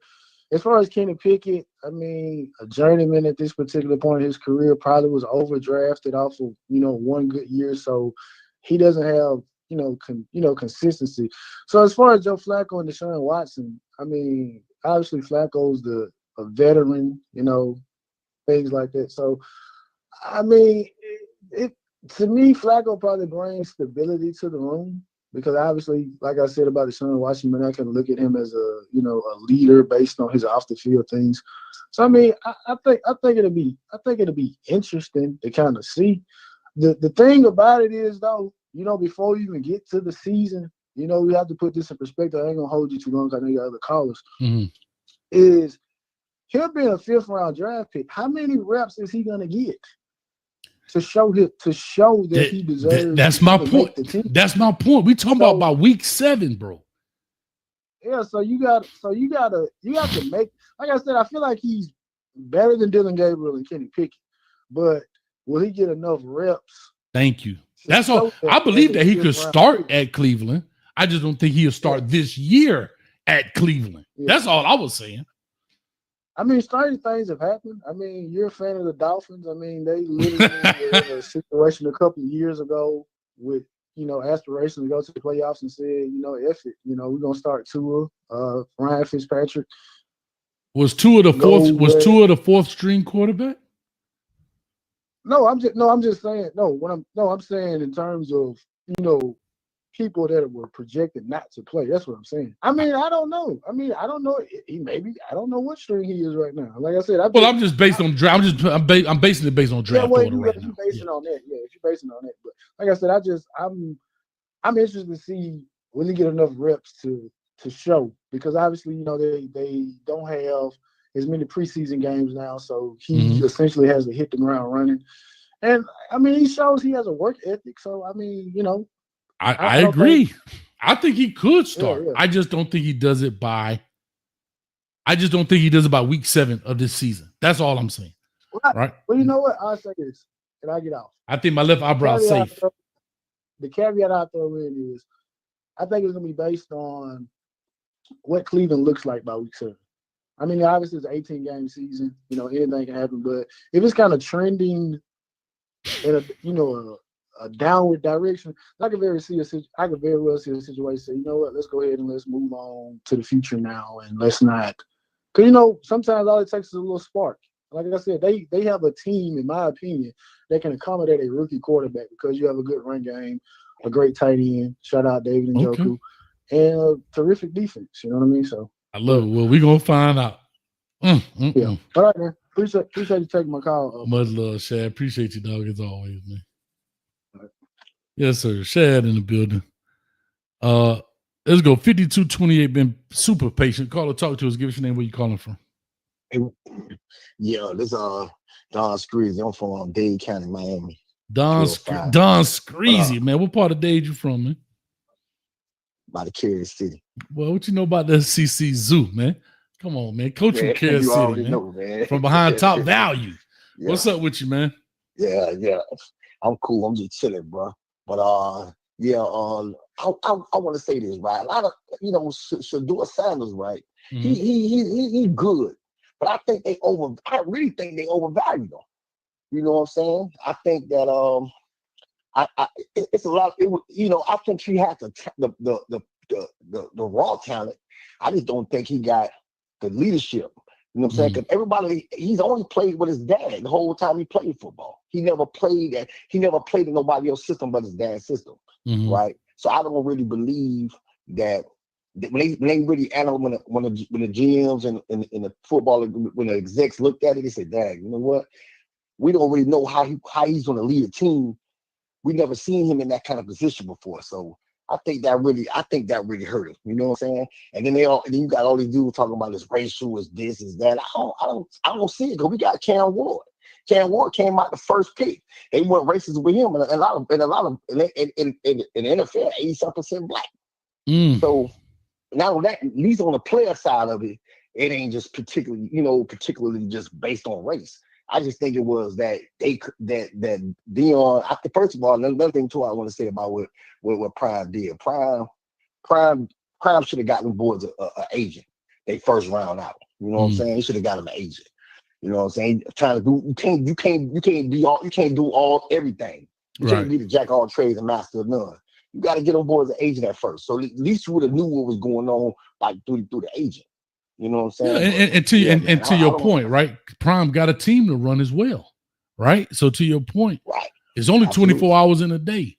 Let the agent be the go-between. Right. All things need to be run through me, agent, but let him be the one that take care of the little small meetings, to this meeting, to that meeting, the little nuance stuff. And he may have somebody, but I think you got a very valid point there. And here's another part. Absolutely. Maybe some of these programs didn't want to deal with Prime directly, right? Like I don't want to have to talk to Prime about Shedeur. I don't mind maybe talking to an agent, going through those things, right? But do I want to go through that? I'm just bringing up possibilities here and scenarios. That's all. Absolutely. I get that. That's for sure. Yeah, and like you said, you just said it with the last caller, right? I ain't gonna lie, boy. The Cleveland Browns, man, that's a graveyard for the players, man. Graveyard. That's a player's graveyard, man. Going there kind of was like, I would have rather went to Seattle or anywhere. You know what I'm saying? But it just waited. Maybe you're gonna wait about a year or something, or go to his place. If he was gonna get drafted, he should have went to New Orleans or Pittsburgh. You know what I'm saying? Can I say this? Or maybe. Can I say this, dog? Yeah. I might have outbid myself, dog. Because I just thought about it. I just pulled this up. Since Tim Couch, the Cleveland Browns have started 40 different quarterbacks. This makes them the team with the most quarterback turnover in the NFL since 1999. Wow. Since 1990, 40 quarterbacks in 25 years. 26 years in essence. It's five. And it's 5 quarterbacks on their roster. And Flacco, we know that, Flacco just there to just, he on this last, he on this last round, right? But Kenny Pickett, if he didn't make it in Pittsburgh, most likely he ain't gonna make it in Cleveland, right? So he on his way out as well. But the what's the guy from Oregon? Dylan. What's his name? Dylan Gabriel. What his name is? Dylan Gabriel. Yeah. Yeah, Dylan Gabriel. That's what it is. Dylan Gabriel. Dylan Gabriel was a finalist for a Heisman. You can't underestimate him either. He was a finalist, and Dylan Gabriel crushed the Colorado Buffs. They crushed them. So I don't know, man. I can't say that he is a go that Shador go in there and beat them boys like that. You know what I'm saying? And beat all them guys in that room. So, but yeah, man, I just feel like, me personally, I actually feel like, I think they overvalued him. I think he was like, to me, I think he should have went like in the third round, and I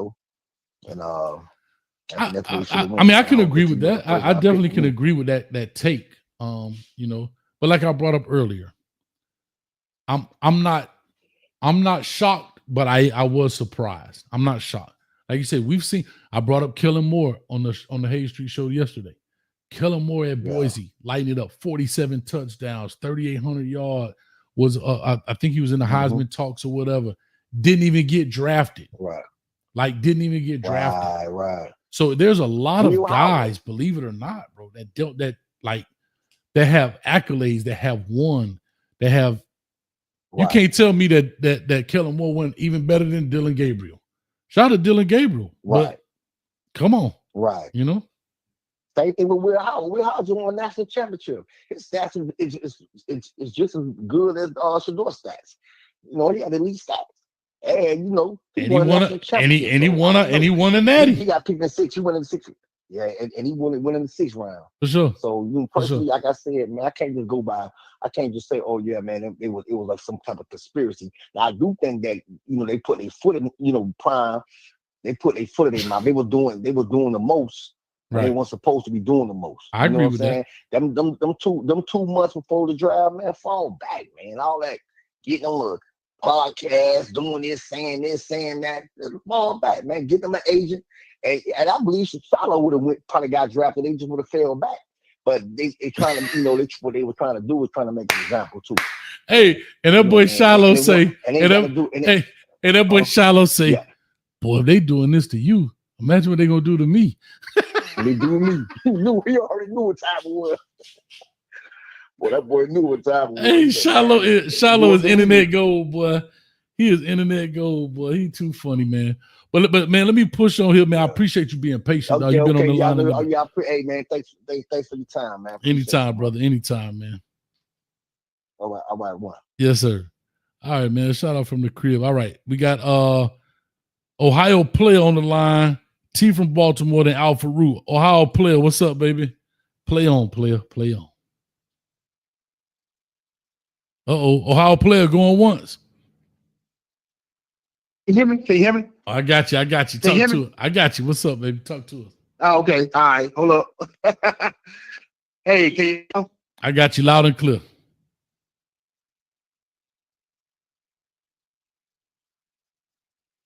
Is this thing on? Ohio player, talk to us. Hold up. Ohio player going once. Hello, can you hear me? I got you, Ohio player. Talk to us. Oh, okay. Let me just talk to you from this end. I said I'm ecstatic, because I'm from Ohio, and Shador is, in the building. Yeah, so you going to the games? You going to the games? Huh? You going to the games? Oh yeah. You said is I'm going to the games? Yeah. Mm-hmm. Oh yeah, I am. I'm gonna go to the games, watch the games. Hopefully, I ain't gonna participate in the game, but hopefully, be up there front and center. Because I really do think he got a good shot at becoming the starting quarterback. With all things considered. Okay. Because the thing about it is the owner made that call. You know what I'm saying? Both. I'm with a lot of people. The owner made that call. And if half of them like you, hey, ask Deshaun Watson. You're in there. So, okay. And because Cleveland, wants the dome stadium, in a few years, whether they want to renovate it or move 15 minutes down the road. 15 minutes from where they're at now. So the thing about it is, Shador, he brings popularity. He's got talent. He brings popularity. Young quarterback. And he brings the exposure, and that's something Cleveland definitely needs, and and it's lacking right now. So I think he's he's gonna have to work for it, of course, but I think he's in a good situation here that he can excel, because I think he can beat out the competition he is. Because I think either Kenny Pickett is going to get traded.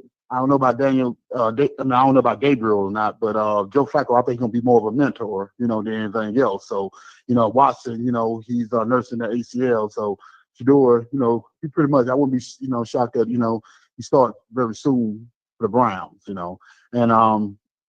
like I said, he got he got Northeast Ohio buzzing, surrounding towns or whatever, and most of Ohio, so hey, they behind it. I thought he should have been a 5th pick instead of a 5th round pick, if you ask me, because his talent, got him to that point. I think his talent speaks volumes to what a good quarterback, elite college quarterback is. Because I think Cam Ward, you can make a case Cam Ward was a little bit better, but or on the same parallel. But Shador should have been a 5th pick. Him and Travis both should have been top 5 picks. That's what everybody was hoping. If Mel Kiper, Donald Trump, and Skip Bayless said something was up and they couldn't understand it, something up. So all in all, he's not hurting for no money. I want people to understand that if any player's not hurting for money, Shador is not hurting for money. So he got his own brand. Matter of fact, he's selling his own jersey on his own website. So hey, that speaks volumes for him. So he knows the business side of everything. And I think he's going to prove a lot of people wrong. What's your thoughts? Sure.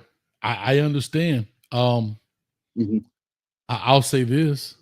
I understand the money piece of it. I'm not mad that he's selling his jersey.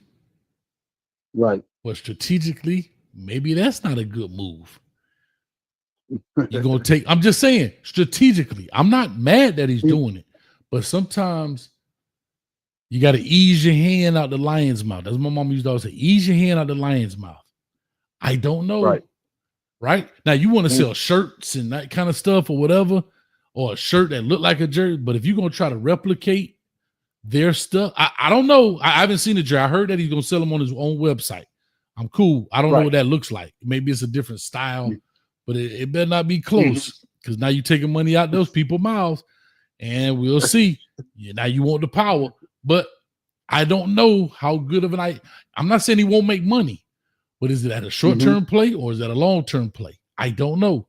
I'm just here to say. Right. Wow, player. That's it. But yeah, man.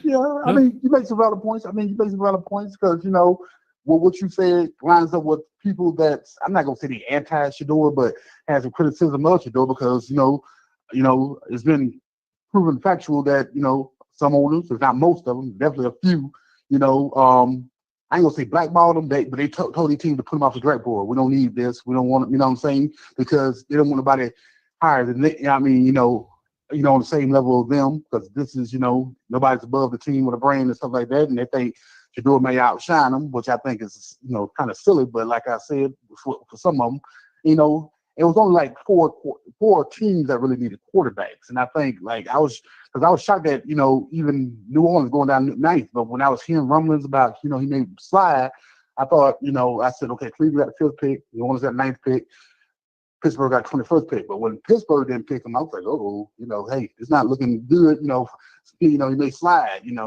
then when the New York Giants slided back in, they took Jackson Dart, nobody, that was a head scratcher. And Shador, except for Cam Ward, Shador was the second best quarterback, all things considered, and I got you. He had the stat to prove it. So but he's gonna, but like I said, all that's behind, he's gonna make the best of the situation. He at least gonna try. So he's gonna make the best of it. He's gonna make the best of it, and I think got a good shot at winning people over and winning the starting job. More sooner than later. I can go for it. I just hope he don't win the starting job by week 7. I don't want to lose my eyebrow. That's all I'm saying. He can do it week 8, but don't do it week 7. That's all I'm asking. Ohio player, you play so smooth, my man, as we always say here on this channel. I appreciate you, man. Much love to you, brother. Okay. Take it easy. Yes, sir. Good. All right. Let's check on the furniture. Watch this. What's up, player? Hey, boy, I'm telling you, shout out to the Ohio player. I'm telling you, boy, hey, and I like you too. Hey, I'm telling you. Yeah. Shout out to old school in the back. He be calling in. Anyway, real quick, Shad1419 for the $4.99. I forgot to say I'm comparable to LeBron James, even though I never played basketball past middle school, but I'm still comparable. That's back to earlier when we were talking about Shout out to Lil Bucket. He compared Shiloh Sanders to Ed Reed. He said they were comparable. Shad for the 1419 for the 499. Shador is going to give new meaning to take the Browns to the Super Bowl.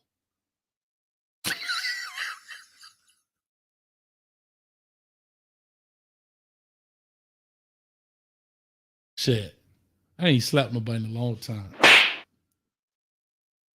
Mother. 5 minutes, bottom corner right now. Shad, get out of here with that. That's too funny. All right, T from Baltimore coming to you. Alpha Rule, you next. Anonymous after that. And if you're going to call in, do so after this call. I'm going to close the phone line. We're going to get up out of here on the 2-hour mark trying to do so. So if you want to call in, 862-799-9956. When I'm finished with my man T from Baltimore off in here, I'm going to close the line. T, talk to us. What's happening, Coach? I'm good, baby. What's up with you? Not much, man. Hey, I'm shout out to Google, man. I don't know if he called in tonight, but he always give me, you know what I mean, show love when he on there, and old school too. They funny as hell. I ain't see Google, man. I think I saw him early in the chat, but I haven't seen him since. But shout out to Google, man, in the building. Man, shout out to Google, man. Yeah. I'm telling you, he's serious telling stories. Yeah. Google, man, the man. He the man, dog. He the man. Yeah, real. This Shador thing ugly though, bro. This is ugly. Like, this is bad business, bro. Like, I don't know. Deion fumbled. I put this on Coach Prime because they didn't prepare him.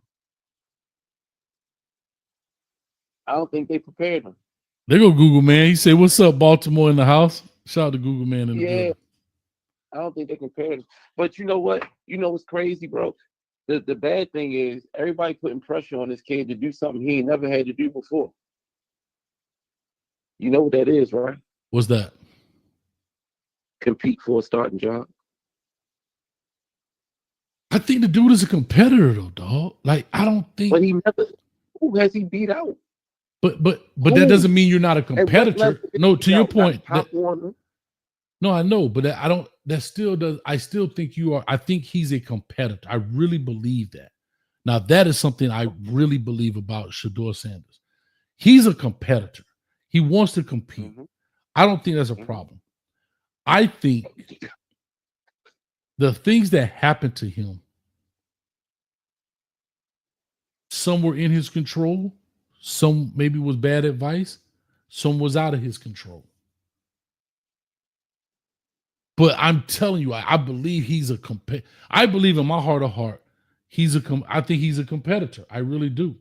That's just how I view him. And when I listen to him, I don't see him all day, every day, but I do believe in my heart of heart that Shador Sanders is a competitor, bro. And that's just how I look at it.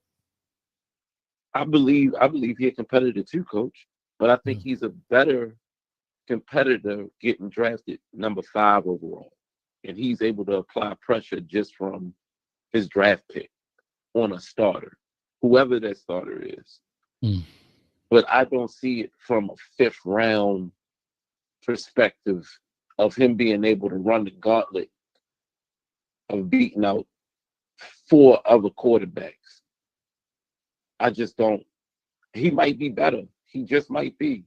But I don't know if he got the grit to go through that grind, bro. Like, that's a grind. And he already rich. I don't think that motivates him, though, dog. Like, I get it. A lot of people have been bringing up his money. But there are people who are rich, but they still know how to grind. They still know how to fight. They still know how to compete. They still know how to push themselves. That's usually why rich people stay rich, right? Because think about it. Warren Buffett don't have to work another day in his life. Bill Gates don't have to work another day in his life, but they get up and work every day. Because they have that. They have a certain thing within them. They have a certain thing within them that keeps that drive alive. And that's what I'm saying. I'm not saying that that Shedeur doesn't have that. I'm just saying, yeah, he is rich now, but I think he has that within him. That's just my opinion. But go ahead.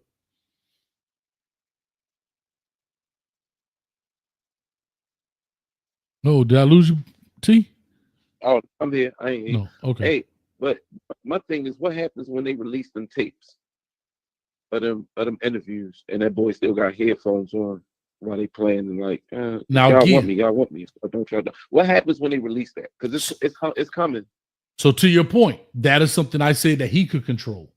That was something that, see, I'm very weary or leery to speak on those because I don't know how factual those are, but those are the reports that's coming out. He got the headphones around his neck and they still playing music. He in there talking about, he didn't take lightly to the questions. I don't know if those are factual. So that's why I try not to really speak on that kind of stuff. But if it comes out, that's something that Shedeur could have controlled. He had power over that. I don't think he has power over the other stuff of what his dad particularly done. But he had power when he walked in that room of what to do, what not to do. Or he took bad advice. I'm just saying he had that. So that's all I'm saying. So no, to your point, you're 100% correct. But that's been my argument the whole time with the Shedeur thing. We never seen Shorty at the whiteboard. Like when we saw CJ Stroud go through his process, we seen a clip with him and Brian Daboll at the whiteboard. We got to see everybody else draw up a play based on a scenario given to them. Matt McChesney brought that up now. Matt McChesney, who is a Colorado alum, a Shedeur and Coach Prime, he follows them. I ain't gonna say he's a cult member, but he's a pro that thing. He said he spoke to someone. He didn't have to put this out there.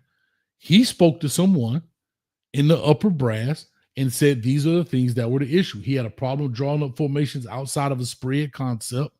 He had different issues when it came to the X and O's and the football IQ piece of it. So maybe that's what, like you said, that's what could have hurt them. It ain't just gameplay all the time. And that's why I said they didn't prepare him. Yeah.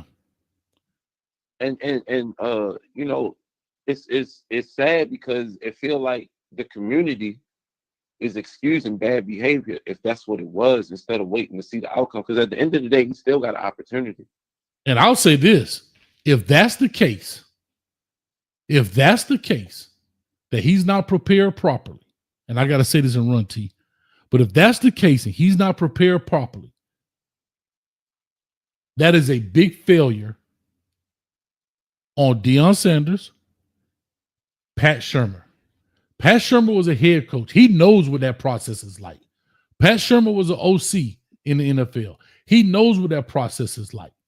Even if they didn't do it at Colorado, like that wasn't their thing and they ran it totally different, right? They should have been doing dress rehearsals and during this while you throw the ball. If I'm Deion, I'm paying Pat Shurmur more money out my pocket to get him prepared for these interview questions, right? It's kind of like when lawyers go through mock trials, right? It's the same concept. Correct. We don't necessarily do this, but I'm going to hire one of the best defense attorneys to go against me in a mock trial so I'm prepared for the real trial. If I got to go out and hire a former head coach, a former GM, a former OC to run my son through the gauntlet, to be prepared to get on the board and run X's and O's, then that's what I would have done. And if that's the case, if Shedeur goes in there and can't X and O it and draw it up and speak it and articulate it, then his team failed him. That's all I'll say. That's all I can say. Fact. That's all I can say. I know you got to get coach. Yeah. I want to say shout out to Cam Ward, though, for going first overall, man. That's dope. And tell Miami to keep their hands to themselves now that the portal was over with. I'm gonna just say that, and I'm gonna leave that there. Hey, they went big game. They tried it. Hey T. Oh, they tried it. All I'm gonna tell you, T. Hey, can I say this to you, T? They tried it, bro. T, can I say this to you? You look real good in that green and orange. Not that. Hey, trust me. Hey, Dad. You will look real sharp in that orange and green, Dad. That's all I'm going to say. I'm going to holler at you. Hey, they tried it, brother. Hey, keep going, doing your thing. I'm proud of you, man. Appreciate it, bro. Keep growing and grinding. Yes, sir. All right, bro. Much love to you. All right, let's go to Alpha Roo, and I'm getting ready to close the phone lines here. So if you fall out, if your wife call, you better ignore it, because tell her you on the line with your favorite coach. Coach Hayes. The conference has been locked. All right, I got to go right here. Alpha Roo in the building. Alpha Roo, talk to us. What's up with you, boy? Can you hear me? We got you loud and clear, man. Talk to us. Hey, man, leave Pat Shurmur alone, bro. That wasn't Pat Shurmur's job, man. They didn't run his offense. He didn't coach the kid. He didn't have nothing to do with that kid except shake his head and shake his head, yes. That ain't Pat Shurmur, man. No, you heard what I said. And I both know, no, but you heard what I said, Alpha. Both know. Hold up. A mock trial is cool. You and I both know you ain't gonna be able to do memorization. If you didn't run none of that stuff, you can't memorize what they're gonna give you. If you don't understand the concepts, you can't answer the question when they change when they change the question, like maybe what you gonna do with the slot receiver. Okay, now change that to a tight end that's opposite of the slot receiver. If you don't understand the concepts of what they're doing, you can't memorize the whole mock trial. It's impossible. Damn, Alpha. I tried to give him a way out, Alpha. Damn. No, but this is what I'm saying. Pat Shurmur is not going to be the reason why. This is the part that I'm interested in. And I know it's going to be directly Colorado. And I'm not even blaming the quarterback coach. Hell, the quarterback coach got a kid drafted number 1. But you know what the difference was? His ass got coached by 3 different coaches, and he had coaches that he had to deal with. The other quarterback coach wasn't at Miami every damn game, every practice. He saw him on the weekends. He saw him in the offseason. But Miami wasn't having that shit. Miami said, yo, I'm the coach. I'm the quarterback coach. You're going to learn the system. You can holler at him on the weekends. Right. But not Colorado. He damn near was a coach. Well, even him, man, and I said this. Shout out to DC. I think that's what they call him, DC. I forgot his real name. Derek, I believe. Derek, Darian. But anyway, shout out to DC for having that. You know that he got the clientele. I hope his business is booming. But even him being the quarterback coach, he should be going through those concepts, because you're getting prepared for the draft the same way you get prepared for the 40. Right? You got these agents out here paying hundreds of thousands, tens of thousands of dollars to get your body prepared for the combine. Guess what? Go out there and pay somebody to get your mind prepared for the combine. That's just how. But you can't do it. Mm-hmm. But you can't do it if you don't run the concepts. You're telling them to memorize by theory. There's a difference between theory and application. If you're just learning by memorization, all they got to do, instead of saying ABC, they can say XYZ. If you understand the theory and the concept of it all, it's easy because you ran it, then you'll be fine. But you can't just, okay, coach told me, when it's a slot receiver and he go in motion, we're going to read man. And if they say, okay, so how do you know when it's not man and they trying to just bump the coverage and they keep it man? I don't know. That's what I'm talking about. You got to run this stuff for you to answer the questions if they throw you a curveball. Alpha, can I just do this right now? You have literally took my whole thing, put it 6 feet deep. And so if you don't mind, I'd like to have a moment of silence for my theory. Here's the world's smallest violin for me as I play as it goes in the ground. Do your thing. Let me know when I can talk.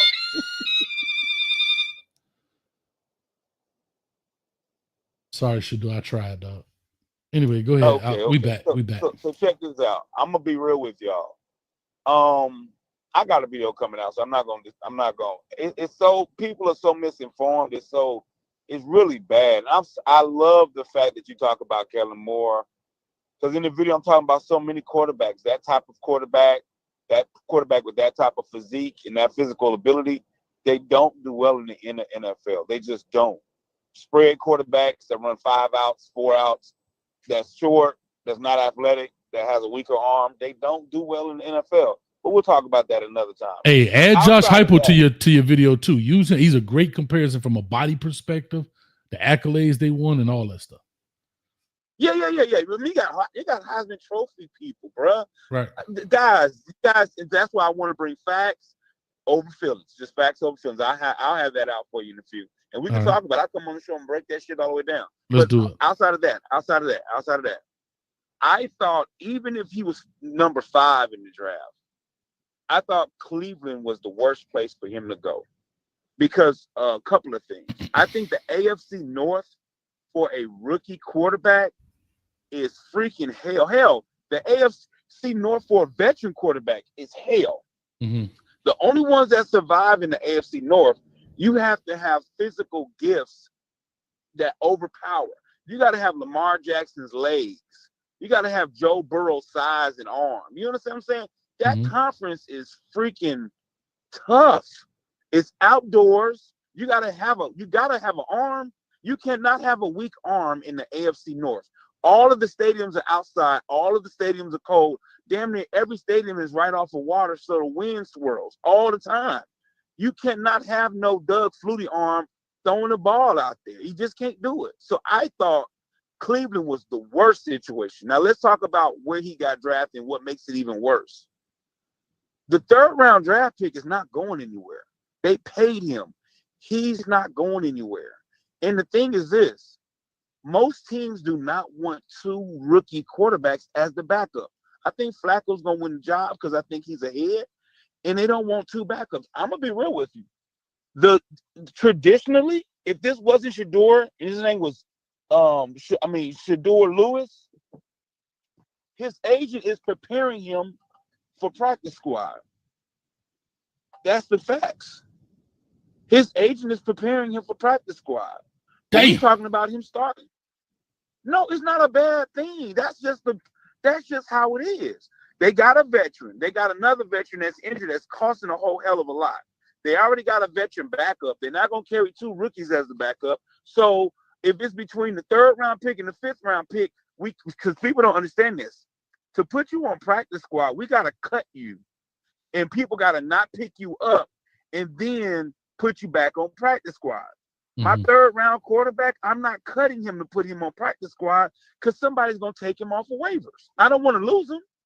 My 5th round quarterback, unless you're doing some craziness and you look that much better than everybody else, which I doubt that's going to happen because he doesn't understand NFL concepts from blocking schemes to pass protection to recognizing fire zones. He doesn't understand those concepts. It's gonna take him a whole year just to understand that stuff. So if that's the case, he's supposed to be getting ready for practice squad. That's the honest to God truth. So Alfaru, let me ask you this real quick. Based on what you just said, my bet with Lil Bucket for my left eyebrow that Shedeur Sanders will be starting week 7 through the remainder of the season. My left eyebrow is safe. So you bet that he will be starting? No, that he won't. Lil Bucket said that Shedeur Sanders will be starting by week 7 this year for the remainder of the season. I would say that it's safe, but the only thing that scares me, except injury, is either or. It's either or. Either he's on practice squad or he's starting. That's the only thing that makes the bet nervous. It's not going to be an in-between. A 5th round quarterback does not have in-between, especially when you're the second one that they drafted the same year. Because this is another thing. If they're not winning, they already on the mock drafts for next year going after a quarterback. And then if they win a lot, they just going to sign Flacco to a 2-year deal. So this is where it gets that Cleveland situation is a bad situation, bro. I thought New Orleans would have been the best situation for him, but how it's setting up now, I hated it even if he was the fifth pick in the draft. It's just I never was a Cleveland fan for any quarterback, bro. I mean, you go look at that list from RG3 to bro. Everybody done been through Cleveland, man.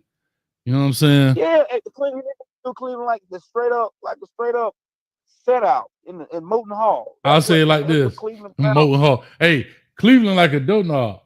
Everybody get a turn. Hey, get a bus ticket. Everybody ride that thing. You know what I'm saying? I'm here. But I'm here all dude, week, ladies and gentlemen. I'm here all week. I just want to let y'all know I got jokes for days. But man, Alpha, let me run. I'm just get through these calls. But no, so Mhm. hey, I'm sending you the vid. Like real talk, I'm putting in the work. This is a video. I gotta inform people about some things that I personally know. And Matt McChesney is absolutely right. It had nothing to do with him headphones standing on the damn table, whatever the hell they want to talk about him being flamboyant, whatever. It don't matter. It was the X's and O's. I thought and I that. say literally, he could not answer concepts. He didn't know terminologies. When they say run the spider route, how to use the fullback. And the coach, this is the thing, the coach that he has likes to run zone 2 tight end sets. He likes to run the stuff that Shimmer wanted to run, but they didn't allow him to run that because Prime wanted Shador to run his Pop Warner stuff.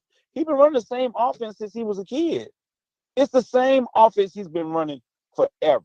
You can have 5 different coordinators, all these different coordinators. Why everybody look exactly the same? Damn. Why? I don't know, Alpha, but no, you're 100% right. Man, let the people know where they can find you, Alpha. Let them know where they can find you so they can see that video you about to make. No, don't worry about it. They'll find out when I do this video. We're going to have a conversation because I'm coming on here and I'm breaking this down because I got to educate y'all. Deion Sanders was never, ever supposed to be a high draft pick. He wasn't. Traditionally and historically, his style of football, his abilities does not transition to the NFL. And right now, y'all hate me, but don't worry about it. I'm going to do the facts, and I'm going to do the facts over filming this video, and y'all going to be like, damn, I didn't even realize that. And hopefully you educated. If you open-minded, you'll be educated. Well, it is, man. All right, Alpha, we in here, man. Let's make it happen, man. For sure. All right. Yes, sir. Real quick, morning coffee for the $4.99. Justin Fields on his 3rd team. If Shador balls preseason, I can see the Jets trading for him. He's too valuable. I hope so. That means Lil Bucket gonna lose an eyebrow. So I'll just say that. Also, real quick, Amanda, we were in the thing. She says, "What were we watching last night, Coach? Classroom? Oh, the John Gruden. We were in the locker room on the Discord, called the locker room. We were watching the John Gruden and Jackson Dart when they were doing all of the I think you call it quarterback classroom. I think is what John Gruden calls it. But I tell y'all, if y'all want to really dive deep into some football and see how it works under the hood instead of just watching the NASCAR race, the cars go around, you want to see how the engine is made, go watch those, man. Those are excellent, excellent, excellent. Right? It's got some entertainment pieces to it, little, bounce to it because you want to keep you entertained, but trust me, it's a real good push. All right, let me get in here quick. Got to get to these my members in here. I got Brother Jay Blaze, E Brown, and then Anonymous. Anonymous, I'm coming to you loud because we got the members in here. Brother Jay Blaze, what's up, baby? Hey, now what's going on, Coach? Good. Hi, Talk everybody. What's going on? The team, baby, the team. Man, we was in there last night. Yeah, hey, I want to agree with the last caller. He was spot on, man. I agree with him. You can tell, man, I agree with him 100%. I know exactly what he's talking about. Mm-hmm. I just want to say this about Shador Sanders. First, I want to say the team that he went to, Cleveland Browns, they got 4 other quarterbacks. Deshaun Watson, Joe Flacco, Kenny Pickett, and then they got Dylan Gabriel with Shador Sanders. That's 5 quarterbacks on the roster. 5 quarterbacks. Deshaun Watson signed a big contract with Cleveland. Joe Flacco signed a big contract with Cleveland.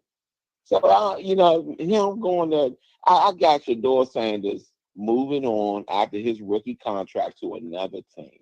I think he got his feet wet, getting in the door, just getting drafted, get him on a team, which was the Cleveland Browns. They went on and took him. And I think after he going to ride that pine, and after his rookie contract, they're going to put him in there like they always do, young pups, and he's going to end up going to another team. And that team he go to, the next team will be that team he will be at. I do not see him with Cleveland Browns at all. Cleveland Browns, even though their whole philosophy and their scheme and the way they run their offense do not fit Shador Sanders at all.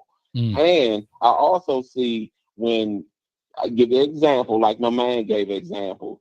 RG3 and Kirk Cousins, they drafted two rookie quarterbacks on the team at one time with no offensive line. Cleveland line, man, is not that good. And you know how Shedeur Sanders gets sacked at Colorado. He going to get broken up if he get out there. He is not going to see they're not going to put him out there for that boy to get hurt like that. Mm-hmm. And it's so much he got to learn. So I think after his 2-year rookie contract, they're going to move him to another team. The team I like to see him at is the Oakland Raiders behind Geno. Once Geno get up out of there, because Geno got a little age on him. Once he get up out of there, then he'll move right on in there and he'll be with the Oakland Raiders. Or then come on down to Dallas, right behind Dak. Mm-hmm. He come to Dallas behind Dak. Deion win a couple of championships or however it is. They're going to move Deion Sanders right at Dallas Cowboys to become the head coach. I can see that too. Even though he said he wouldn't come to the NFL, I don't believe that because of the right money and the right situation with his son to be in there, he'll be there. Mm-hmm. I can see that happening. But I agree with the last caller. Last caller was spot on, man. That was a bad place for him to go. Again, just for everybody to listen, they got 5 quarterbacks on the Cleveland Browns. 5 quarterbacks. Mm-hmm. Deshaun Watson, Joe Flacco, Kenny Pickett, Dylan Gabriel, and Shedeur Sanders. Come on, think about that room of quarterbacks. Come on. And like I said, Deshaun Watson signed a big contract just like Joe Flacco did. So where they going? What room they gonna have Shedeur in there? They just, like I said, he just got picked up. He got picked up for a favor, probably. I don't know. We're gonna see, brother Jay. Contract in them 2 years, he'd be on another team, and that's what I gotta say. There it is. Well, we'll definitely find out. But like I said, we'll find out and see what's what. But Brother Jay Blaze, appreciate you, man, as always. Oh yeah, no question. Let me crank through this. Coach Hayes. Yes, sir. Much love. Yes, all right. Much love. Yes, sir. Man, y'all got to do me a favor. I miss my dog. We actually had a good combo last night. Y'all got to give it up for the vacillating, bloviating, pontificating, loquacious E. Brown. Y'all clap it up for E. Brown. Morning, Coach. Oh, my bad. I hit the wrong button.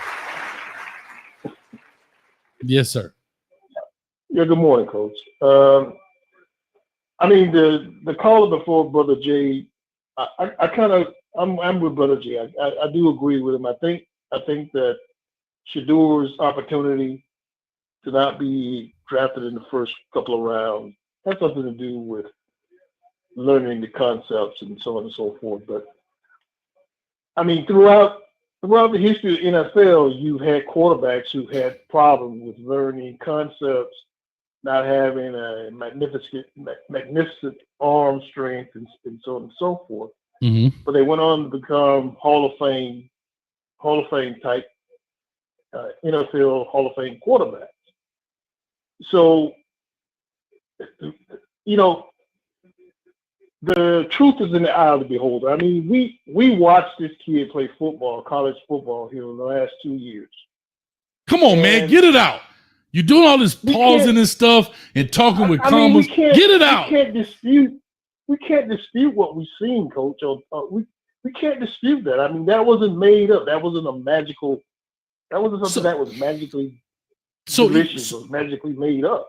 So E. Brown, he was playing football. He was playing great football. So E. Brown, let me ask you a question. And this is where, this is exactly where I hear you. I also understand you. But take that same sentiment and put it to these other players, the Josh Heupels, the Kellen Moores, these other players who played football, who did well, who won natties, who were, if they weren't on those teams, they don't win. And they go, there's something about their game. There's something, just think about what I'm getting ready to say here. There is something when these NFL scouts look at quarterback, and especially the quarterback position, and I think it has to be something that is transferable, right? There are people who can look at, like when they look at this, I'm not saying they're right or wrong. I'm just saying Shedeur is not the first person to go through this gauntlet or to go through this, and we look at what he did on a football field and say, man, that dude was amazing. And get picked at the bottom of the barrel when there are so many other people. And here go the flip. I keep bringing up AR-15. Anthony Richardson, dog, the 4th pick overall. Because of what? He's 6'5", 260 or 250 or whatever he was, and throw the ball a country mile. Bro, he wasn't good in college. But he's the 4th pick overall, guaranteed money, millions of dollars. And then you got guys that's winning the Heisman or in the race, put up numbers, won a natty. Like, bro.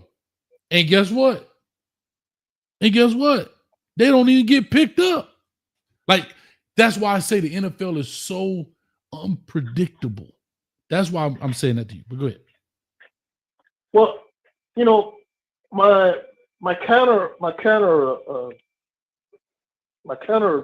what you just said is those players who won Heisman's and had all those other accolades, they were on teams where they were surrounded by talent. They had talented offensive lines. They had talented running backs, talented receivers. They had a talented defense. Those teams that those guys operated behind, or that they quarterback, they quarterback teams with a lot of talent. Shedeur's did not have that option.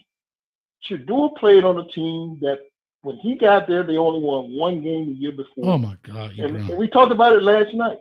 The team was literally stripped. The man quarterbacked the team that was won 1 game, he quarterbacked the team with less talent and brought the team up to a couple of wins. And then this past year, he and Travis Hunter together helped to solidify that team with almost 10 wins this year. Okay. Those are the quarterbacks that you mentioned. They had talent surrounding them. Think about it. Kellen Moore, when he played with the team out west, the Broncos, that team, that team was loaded with talent. That team had some talented players. You had some talent on offense and defense, and you had the coaching. He had the coaching, established coaching that helped him get through his college career with those phenomenal numbers. Mm-hmm. Shedeur came into the Colorado situation, also under the Jackson State situation. He came into both those situations with less talent surrounding him, and he also possesses something that those other quarterbacks doesn't have. He has athletic ability. Mm-hmm. You can say what you want to say. The kid has athletic ability that far surpasses Kellen Moore or some of those other guys who you mentioned that won Heisman, and they were not successful in the NFL. I mean, look at Tua. Mm-hmm. Tua's success at Alabama has not even come close to that same type of success in Miami. You know why? Because he was loaded with talent and coaching around him. Mm-hmm. And that's why he looked like he was a world beater. Look at Tim Tebow. When Tim Tebow was at University of Florida, Tim Tebow could be considered one of the best college quarterback of all time. He got into the NFL with the talent and the coaching. It was taken away from him, and he had to depend on his talent. He couldn't perform that well at that position. Mm-hmm. They had to put him at the tight end and some other positions. That's why I'm saying. I mean, we all looked at the television and watched this kid take a less talented football team, and he made the team competitive. That we all wanted to watch it. We saw him with his talent. We saw him do some phenomenal things, make some phenomenal throws, and we all like, man, wow. And that's why I go, hey, listen, you put him on the Cleveland Browns. You say that those other quarterbacks on the Cleveland Browns will surpass him. But I get, but I'm not gonna make a guarantee. But I expect that kid to go into that Cleveland Brown situation, and I think that he's gonna go into that Cleveland Brown situation, and he will excel. So here's what I'll say. So here's what I'll say to you, and I get that. I think the biggest thing is, I think what you're doing, and I'm not saying it's wrong. I'm just saying, just making an observation. Because you had a glimpse into this process, subconsciously you have a love for the young man, and I understand that. There's nothing wrong with that. But I don't think you're fairly comparing him to others. Because based on what you're saying, E. Brown, look what he did on the field. Look what he did in the da-da-da. Well, guess what? You know who Max Duggan is? I'm sorry? You know Max Duggan. You know who Max Duggan is? Yes. Yep. Okay. So you go look at Max Duggan, right? I'm just asking. What did he do? You remember? Duggan played. Did he play with the Florida Gators? No. Max Duggan was the quarterback for TCU that went to the Natty.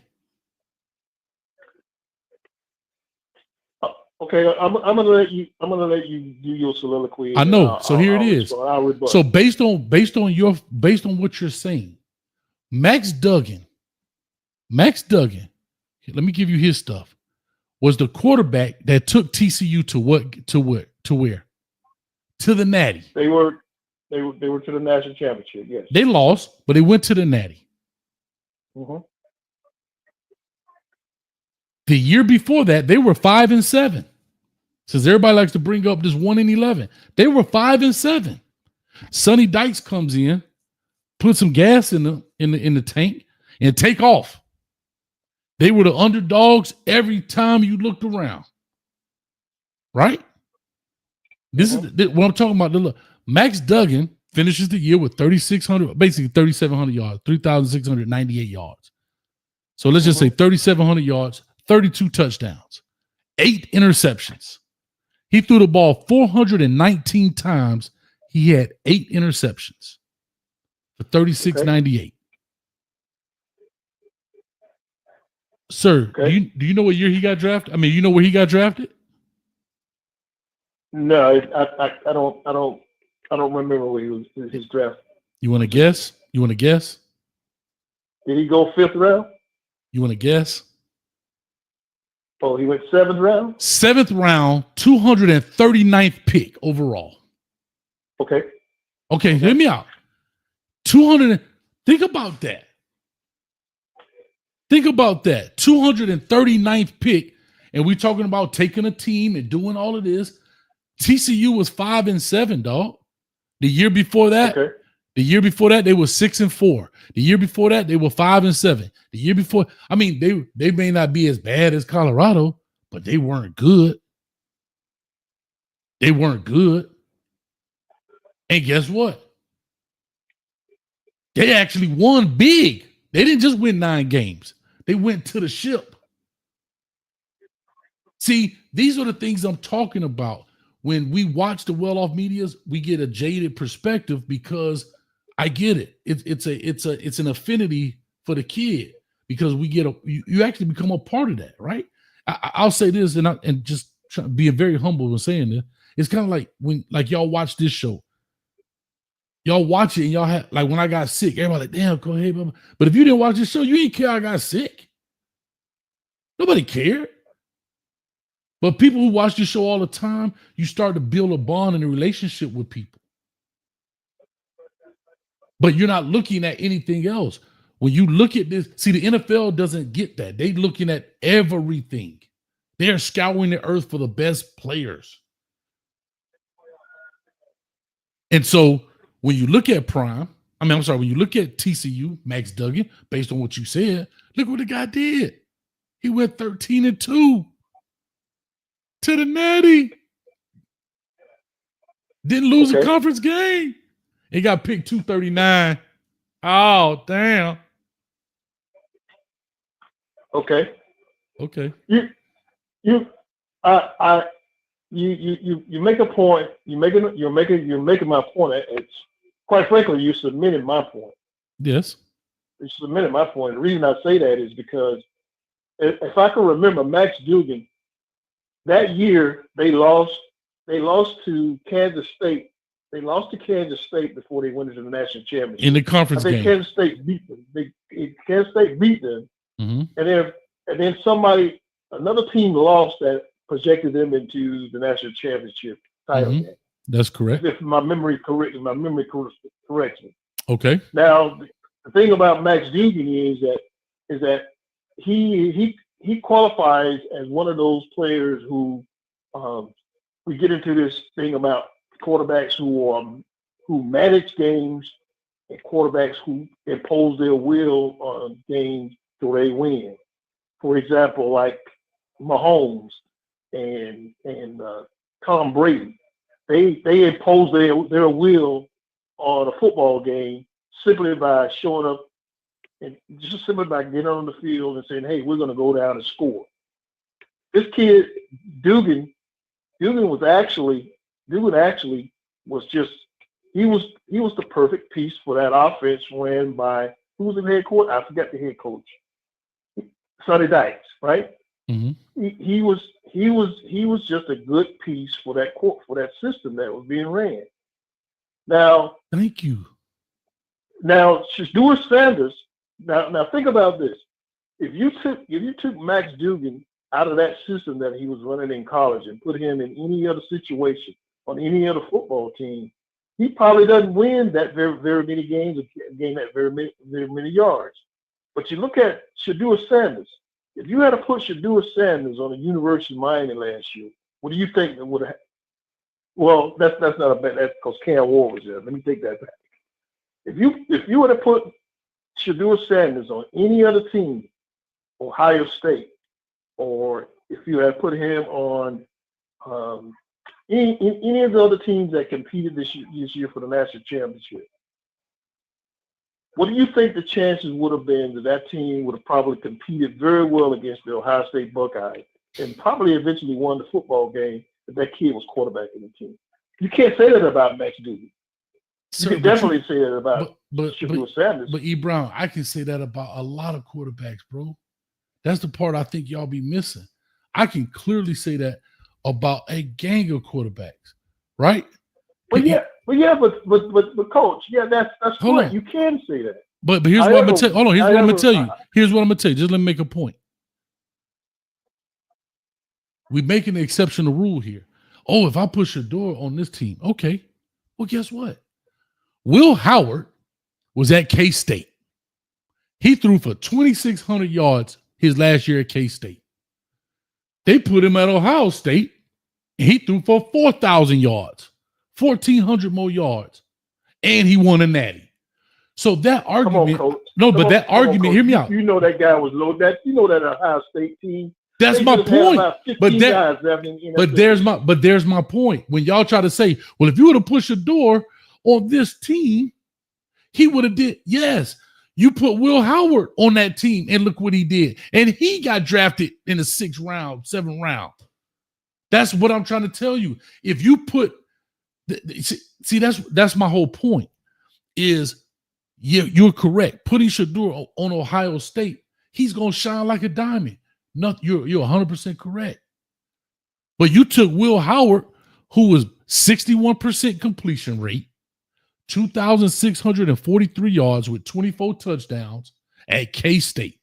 He goes to Ohio State, a 73% completion rate, 4,010 yards, 35 touchdowns, and won a natty. But it ain't like it boosted his draft stock, did it? Where did he get hired? Where did he get drafted? What round did he get drafted? I don't know. I think he was in the 4th round, 4th, 5th round. No. Will Howard gets drafted. Hold on. The 185th pick. He got picked 44 picks after doggone Shedeur. That's my point. He got picked He got picked 40 picks after Shedeur. And the reason why that happened, the reason why that happened is that Will Howard's talent base, his talent as a quarterback doesn't even compare to Shedeur Sanders'. I'm not saying talent as a quarterback doesn't even compare to Shedeur. I'm not saying it does, but my whole point of my argument was when y'all say, well, if Shedeur played on this team, he would have done better. That we know. It's clearly proven. That's just an analogy. I know, but it's clearly proven with a guy in Will Howard who I thought was a decent quarterback, nothing to write home about. I'm so glad we got Cam Ward before we got Will Howard because it was between those two at Miami. But Will Howard, for example, goes to show you 61% completion. He upped his completion percentage by 15%, bro, or 13% actually. 13% upped his completion percentage, right? 25 touchdowns to 37 touchdowns, whatever he had, and won a natty and got drafted 6th round. Okay, that's all I'm saying. But that same quarterback efficiency and efficiency happened with Cam Ward. Cam Ward left that Washington State football team. He left that football team leading the nation the year before in interceptions, right? Turnovers. He came to the University of Miami, where he was surrounded by a good offensive line, a lot more talent, a lot more better coaching, and he ended up being the first pick in this year's draft. How come he came back to college football last year? He came back because of his play at Washington State, then project him in any of the higher rounds in NFL in the NFL draft. I'll say this. Can I tell you why? Can I tell you why though? I will be very as honest as I can be with this. There's 2 factors, in my opinion, that was hurting Cam. To your point, 1, he wasn't on a very good team. He didn't have phenomenal things happening, but he still played. And 2, I think he came back for 2 reasons. 1, to prove that he could lead, not that he could play, but he could lead. Right? And the second thing is, it was quarterback heavy last year.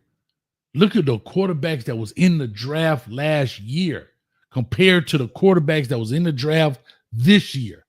It was only smart for Cam Ward to do that. Why would you compete against Caleb Williams? Why would you compete against Jalen Daniel? Why would you the competition was so thick that of course his draft grade would be down.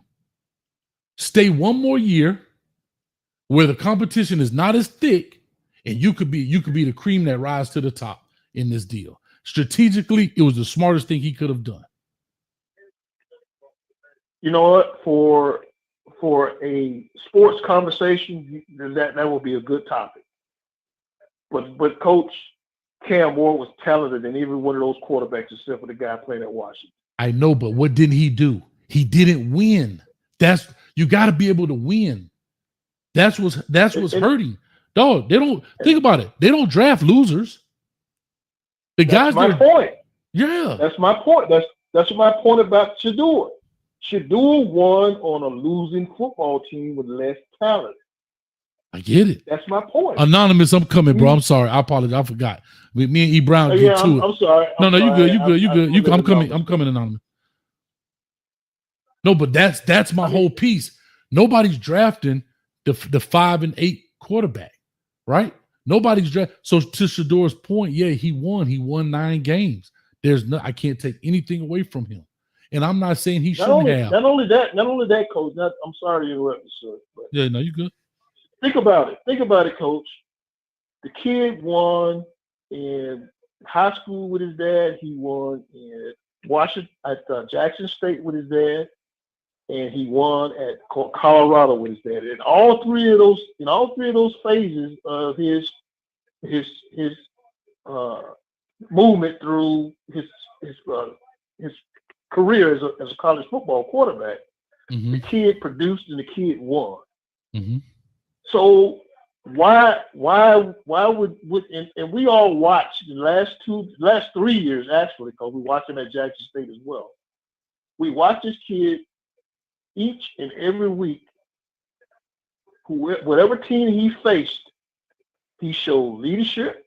I agree. He showed Brian. character. I agree. He showed athleticism. I agree. He showed accuracy. I agree. He showed winning. I agree. And so did Max Duggan. So did Max Duggan. Max Duggan every week, TCU was not even talked about. And TCU came out there and played. They were a 5-17, and he came out there week in and week out and beat the people in front of him. And he still went in the bottom of the barrel. Remember, Max Duggan's team that year, their schedule. What do they call? What do they call it when your schedule is tough? What do they call that? Strength of schedule. Yes. The strength of schedule for that team, the TCU team that year, was horrible. They played horrible teams, Coach. They played horrible teams that year. And when they played teams that were equal with talent or could play with them, they lost the games.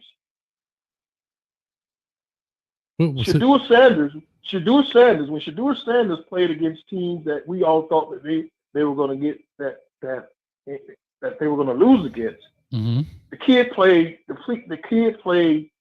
far and above everybody's expectations, and they won those football games. Okay, I'm listening.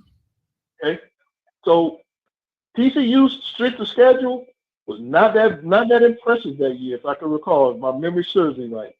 TCU's strength of schedule that year was not very tough. It doesn't matter. It was a Big 12 schedule, and TCU and TCU was a team that was probably at the bottom of the barrel. Guess what? I'm looking at I'm looking at it. You talking about a TCU? TCU beat a number 9 ranked Kansas State. They beat a number 20th ranked Texas. They beat the number 2 team Michigan. They beat them, right? I'm just saying we're trying to say what happens, but they beat who was in front of them. So why don't they get drafted? Because let's be honest, Colorado ain't had no tough schedule either this year. They didn't. Who did they have? They didn't. They didn't have a tough schedule, bro. They played the teams that we thought were going to be tough were the Oklahoma State, the Kansas, and all of those teams that we thought were going to be top of the Big 12. They were all Texas Tech. All these people, all of them were the bottom 4 team. Utah were all of the bottom 4 of the conference. They were. So, I mean, that argument, I hear you, but it is what it is. You know, it's just like the ACC. That's why I said about Miami. Ain't nowhere in the world we should have lost 2 games. Ain't nowhere in the world. I know I cut you off. I beat you to it, E. Brown. I know you go. We shouldn't have lost 2 games either. So guess what? Matter of fact, take this, Coach Cristobal. Mother, slap him too. But anyway, I got the man. Let me get anonymous in. They've been super patient. I don't know what it is. I just say anonymous. Maybe that's my man called in earlier. But I got to run. I got to get up off here, man. I got to edit some WREs, man. E. Brown, much love to you, brother. Hey, real quick. Do you think my eyebrows safe? You think my eyebrows safe with that bet? Bro, listen, I'm not going to give you a gamma male. That's a gamma male question. And I'm not answering no gamma male. I'm alpha male, man. I'm not gamma. What's gamma? That's below beta? That's below beta? That's below beta, bro. I'm not giving you no gamma male. Gamma male might be a little bit higher than beta. Might be a little bit higher, but I'm not. I got you. You know, a gamma male is. I don't know what a gamma. I ain't never heard of gamma male. I ain't never heard of that. That may be. You know what? That may be a. You may be. You're right, Rocky. Maybe a delta male. That may be a delta male. That's a delta male question. Well, that's a delta male. Delta, man. Help you. Man, get out of here, man. I got to go, man. Later. All right. Hey, Rocky, you see that you right there. Come on, man. Don't play with your boy, man. All right, let me get to Anonymous, this last call tonight. Neckbone, I see you. I can't, though. I'm supposed to be off here 2 hours. I really say hour and a half. End up being 2. Bro, I'm almost at 3 hours. I got to go. Anonymous on the line. Talk to us, caller. You the last one of the night. Hey, Coach, how you doing? How you doing? What's going on? Who am I speaking to? Hey, this is Dominique calling from Shiloh Trailer Park. Look. Hold up. What else can Dominique calling from where? From Shiloh Trailer Park, Coach. Shiloh Trailer Park. Where is that located? Yeah, it don't matter. Look, what else? What else can be said, Coach? That hasn't already been said. Your last caller, he was talking about TCU not having a strong schedule. Okay. But wait a minute. That's what CU always want to point at and say, hey, we beat TCU first game. They wanted to play Bama after that. But they didn't play Bama after that. No. A couple weeks they played Oregon. And I'm going to tell you, I think some crimes might have been done on the field that day. So, you know, the Colt members got to be a little careful, you know, with their comparisons, I guess. But on a serious note, Coach, you said something earlier made me think. That whole party that Deion and Shiloh and Shador all had at the house. Okay. I wonder, you know, a year from now how that might be viewed, you know. But I'll be honest with you, you know, I was real down, I think, on Shador as a quarterback, but you know, Jehovah God reached down and put a hand in me, Coach. Okay. And I saw Shiloh when he said, you know, dang, if they doing you like this, how they gonna do me? And yes. I swear it occurred to me for the first time, Coach. I think that might be the first time it occurred to him he ain't getting drafted. Yeah. And you know, wow, you know, it must have been humbling, I guess, to have all them tents and all them people, and then have things go down the way that they did. And I don't say that to you know, downplay Shador or anything. Congratulations to the young man, you know, getting on the Browns and everything. I hope he do real well with the opportunity, for real. Sure. But you know, like you said, I think that and maybe this was somewhat intentional too, you know, it's sales at the end of the day. All this access, seeing these kids, you know, coming through the locker room, behind the scenes, the games, everything, well off media. I think these CU fans really like it was emotional for them, you know, it was like it's obvious. It's almost like it's almost like your son didn't get picked and they picked somebody else. You like, how? You know what I'm saying? Like, right. And I understand it. That's why I say you start to build a relationship whether you want to or not. If you start watching Well Off and you start watching, yeah, like I say, people watch Coach Hayes and they believe it or not, you start forming a bond and blah, blah, blah. Man, people call into the show and be like, Carl, watch the show, man. Like, I never understood. I'm going to say this and I'll let you go on.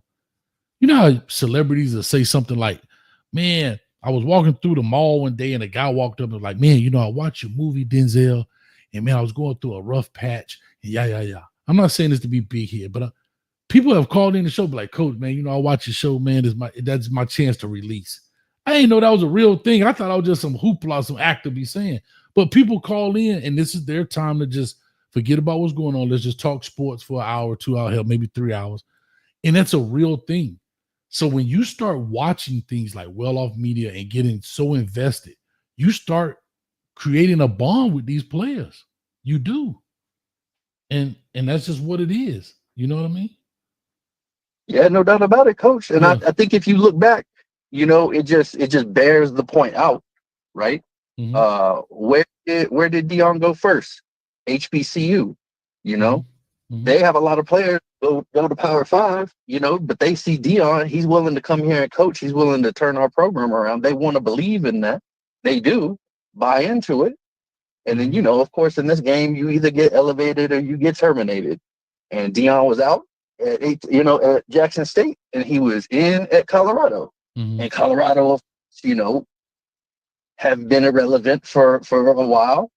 they were willing to buy into it, right? He's going to come here. He's going to turn our program around. So, like, you know, I think they had a product that they were selling, and they found somebody who was willing to buy it. And who you really was trying to sell it to, those 32 people didn't buy it like you thought they were. Couple million people bought it, but those million people don't matter in essence, right? Meaning for the ultimate goal, which is being drafted. It's 32 people out there, 32 teams. And I said that a long time ago. You know, when people used to say, oh, come to Colorado, you get exposure. Okay, you get exposure to the people, which is great. But the only exposure that really matters is those 32 people. Right? The 32 people that make the decision to draft you or not. And that's what they do all year long is they scour the earth. They scour all these colleges for players. There are people who got drafted from schools you ain't never even heard of before. Right? That's it, coach. You got an offensive lineman that came from North Dakota State. That ain't Power 5. That ain't Power 5. Right? No, it's not. But what did they do? He's a number 1 draft pick from North Dakota State as an offensive lineman.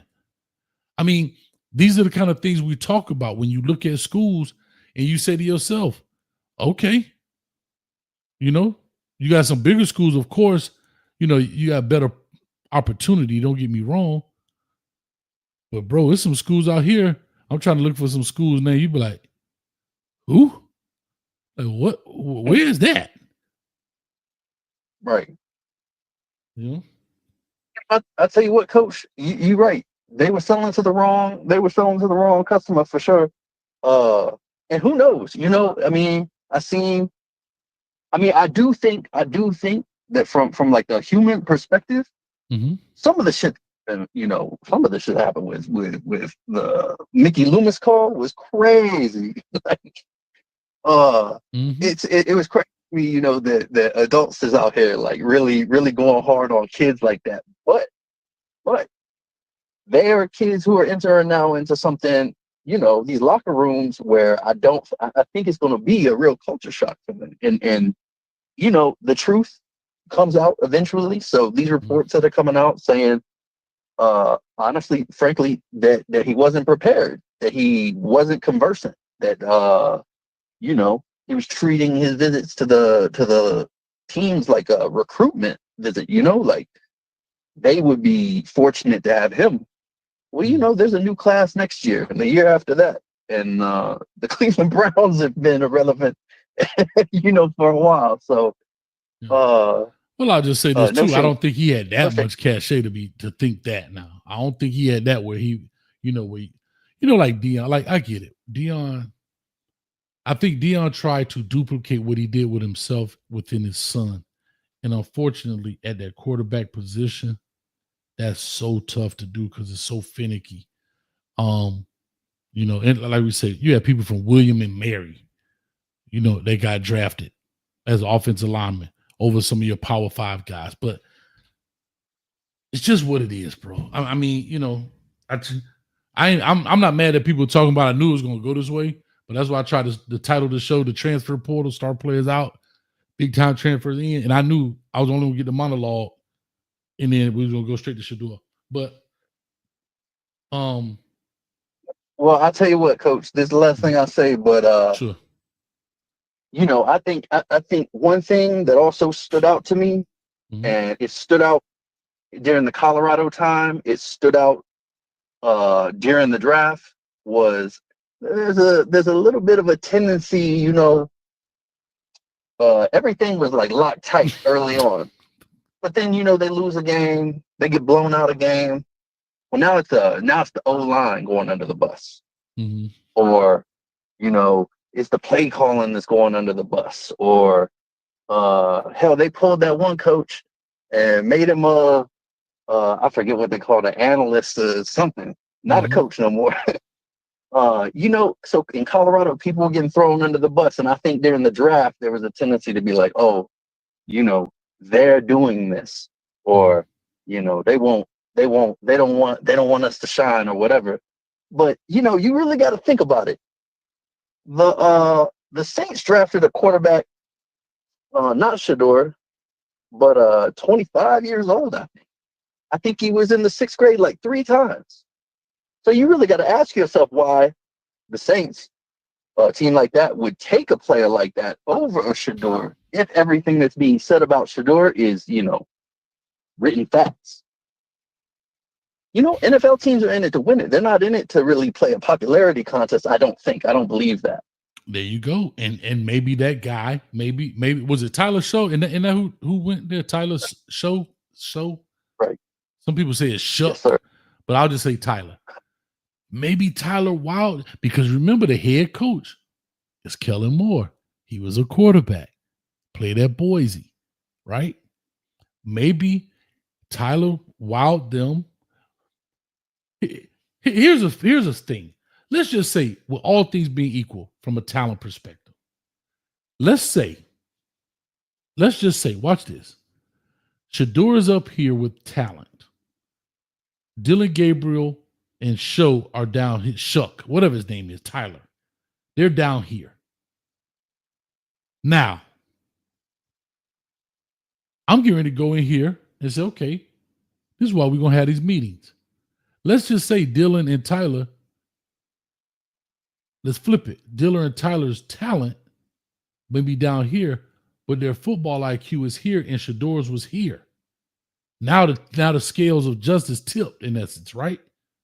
They were higher with the football IQ. Here's my question. Do you take a talented guy, and I'm just speaking here, so I don't take the words because y'all tweet me to death. Do you take a talented guy with an arm and all this ability, but can't get out the huddle, or do you take a guy with less talent but can get everybody in place? That's a GM question. That's a question for you right now. Who do you take? Do you take the more talented guy in the NFL who has a talent and can't really get you out the huddle and get guys in place and be leader of men when it comes to the plays? Or do you take the less talented guy, but he can put everybody in place? He knows where it is. He knows where the play call is supposed to be. He knows where to check down there. He knows all those things. Who do you take? I mean, all day I'm taking the leader, coach. Taking somebody who don't, feel that the position is, that there's an anointing or coronation or something. You got to earn everything. And maybe that was the deciding factor, especially with all the stuff you're starting to hear come out. Again, I don't know if it's true or not. I'm just reporting what's been reported. So there you go. A guy like Tom Brady, there you go, Ice Baby. I know you want to Ice Baby, Tom Brady. He got the most talented arm. He got the strongest arm. But he knows that playbook. He can get you in and out. He knows the checks. He knows how to easy, all that good stuff that goes with quarterbacking. Quarterbacking is more than just throwing the ball at this next level. And that's usually what separates quarterbacks. Not their arm talent.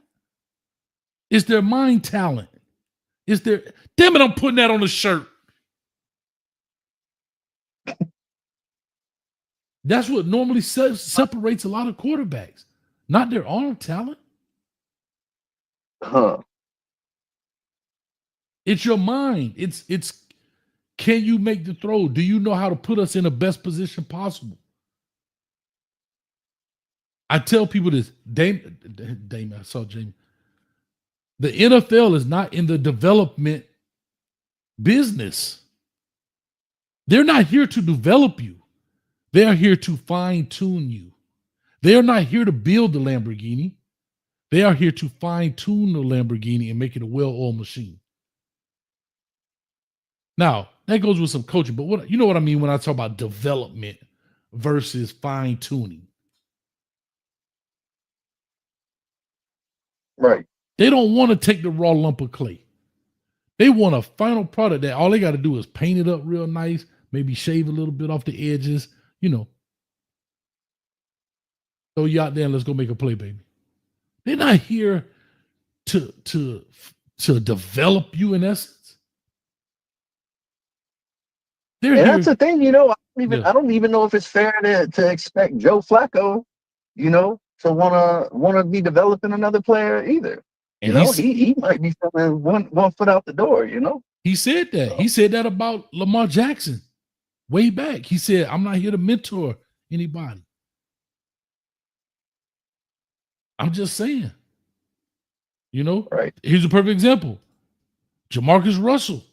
Look what he did in college. Look what he did in college. And he goes to the league. They never had a question about his arm, about his talent.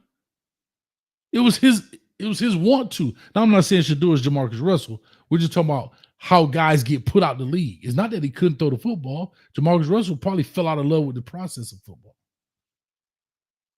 That's all I'm saying about this here. And I think Shedeur will be fine. I think there's some things he has to learn. I think it's definitely some things he has to learn. I like what your other caller was saying about, he might get through that rookie contract, get picked up by another team. Stranger things have happened in the league. Yeah. Shout out to 5% right here. Great point. Give Shedeur a chance to read the playbook. Okay. Yes, I hear that. But back to Alfarou's point, he actually busted my whole theory open, which he's not wrong. If you don't understand certain concepts, you could read that playbook till you're blue in the face. Somebody's going to have to help you. Right? It's like me. I can read. I understand the English language. But if I'm reading a physics book, I can read the words, but I can't comprehend a word in that book because I don't understand the concepts of physics. I can read the content. I can't comprehend the content because I have no found. You get where I'm going with that? So you can give me I got playbooks all over here. You could read 5%. Here go your playbook, 5%. I'll be back in 10 minutes. Tell me the first 3 pages of what's on there. If you have no concept of what's happening, we've all taken a test before and don't know the content matter. You can read that question 38 times. The answer ain't gonna come to you. So what you do, man, let me just bubble this in, man. A, C, A, B. I don't know none of this stuff. So that's all I was saying. And you're right. Every coach is different. I'll just give you a broad overall. But to your point, 5%, everybody's different. You're right. But, man, let's wrap this thing up, man. All right, Coach. Yeah, so I'm about to get on up out of here. Love your show. I'm on with you. I appreciate you, man. Hey, be safe out there in the trailer park, man. Make sure you don't want that double wide to get blown away in a tornado, man. Be careful out there, man. I'm going to give y'all hey, watch this. Y'all think I'll be playing? Watch this. You talking about trailer parks, man? Make sure your ass don't get carried away by the goddamn Miami winds, you fool. I told you. Hey, shout out to old school. Old school be in the back the whole time, bro. Ain't nobody draft old school yet. Why ain't nobody draft old school yet? Huh? He call in every show. Look. Action. Look, I smoke weed every day. I stay at the portal. And y'all probably think, dog, because I got a little box right here, right? Y'all can see the little box. I can press little sound stuff. You know what I mean? Like, I can slap you. Watch this. Fat Joe. Watch this. Yesterday's price is not today's price. I could do, let me see. Man, you come right out of a comic book. We could do the applause, clapping up. So some of y'all think that I got old school on one of these buttons, but I don't. Watch this. Old school. What day is it today? Hey, let's talk about what we got coming in. Can I talk sensibly? Hey, shout out to Miss Ellen. Hey, Miss Ellen, you're right. If I talk sensible to him and be nice to him and stroke him a little bit, maybe he'll let me talk a little longer. Will that work? Hey, talk to this right here. Talking to you. Man, get him out of here, man. I told you. I'm his favorite coach.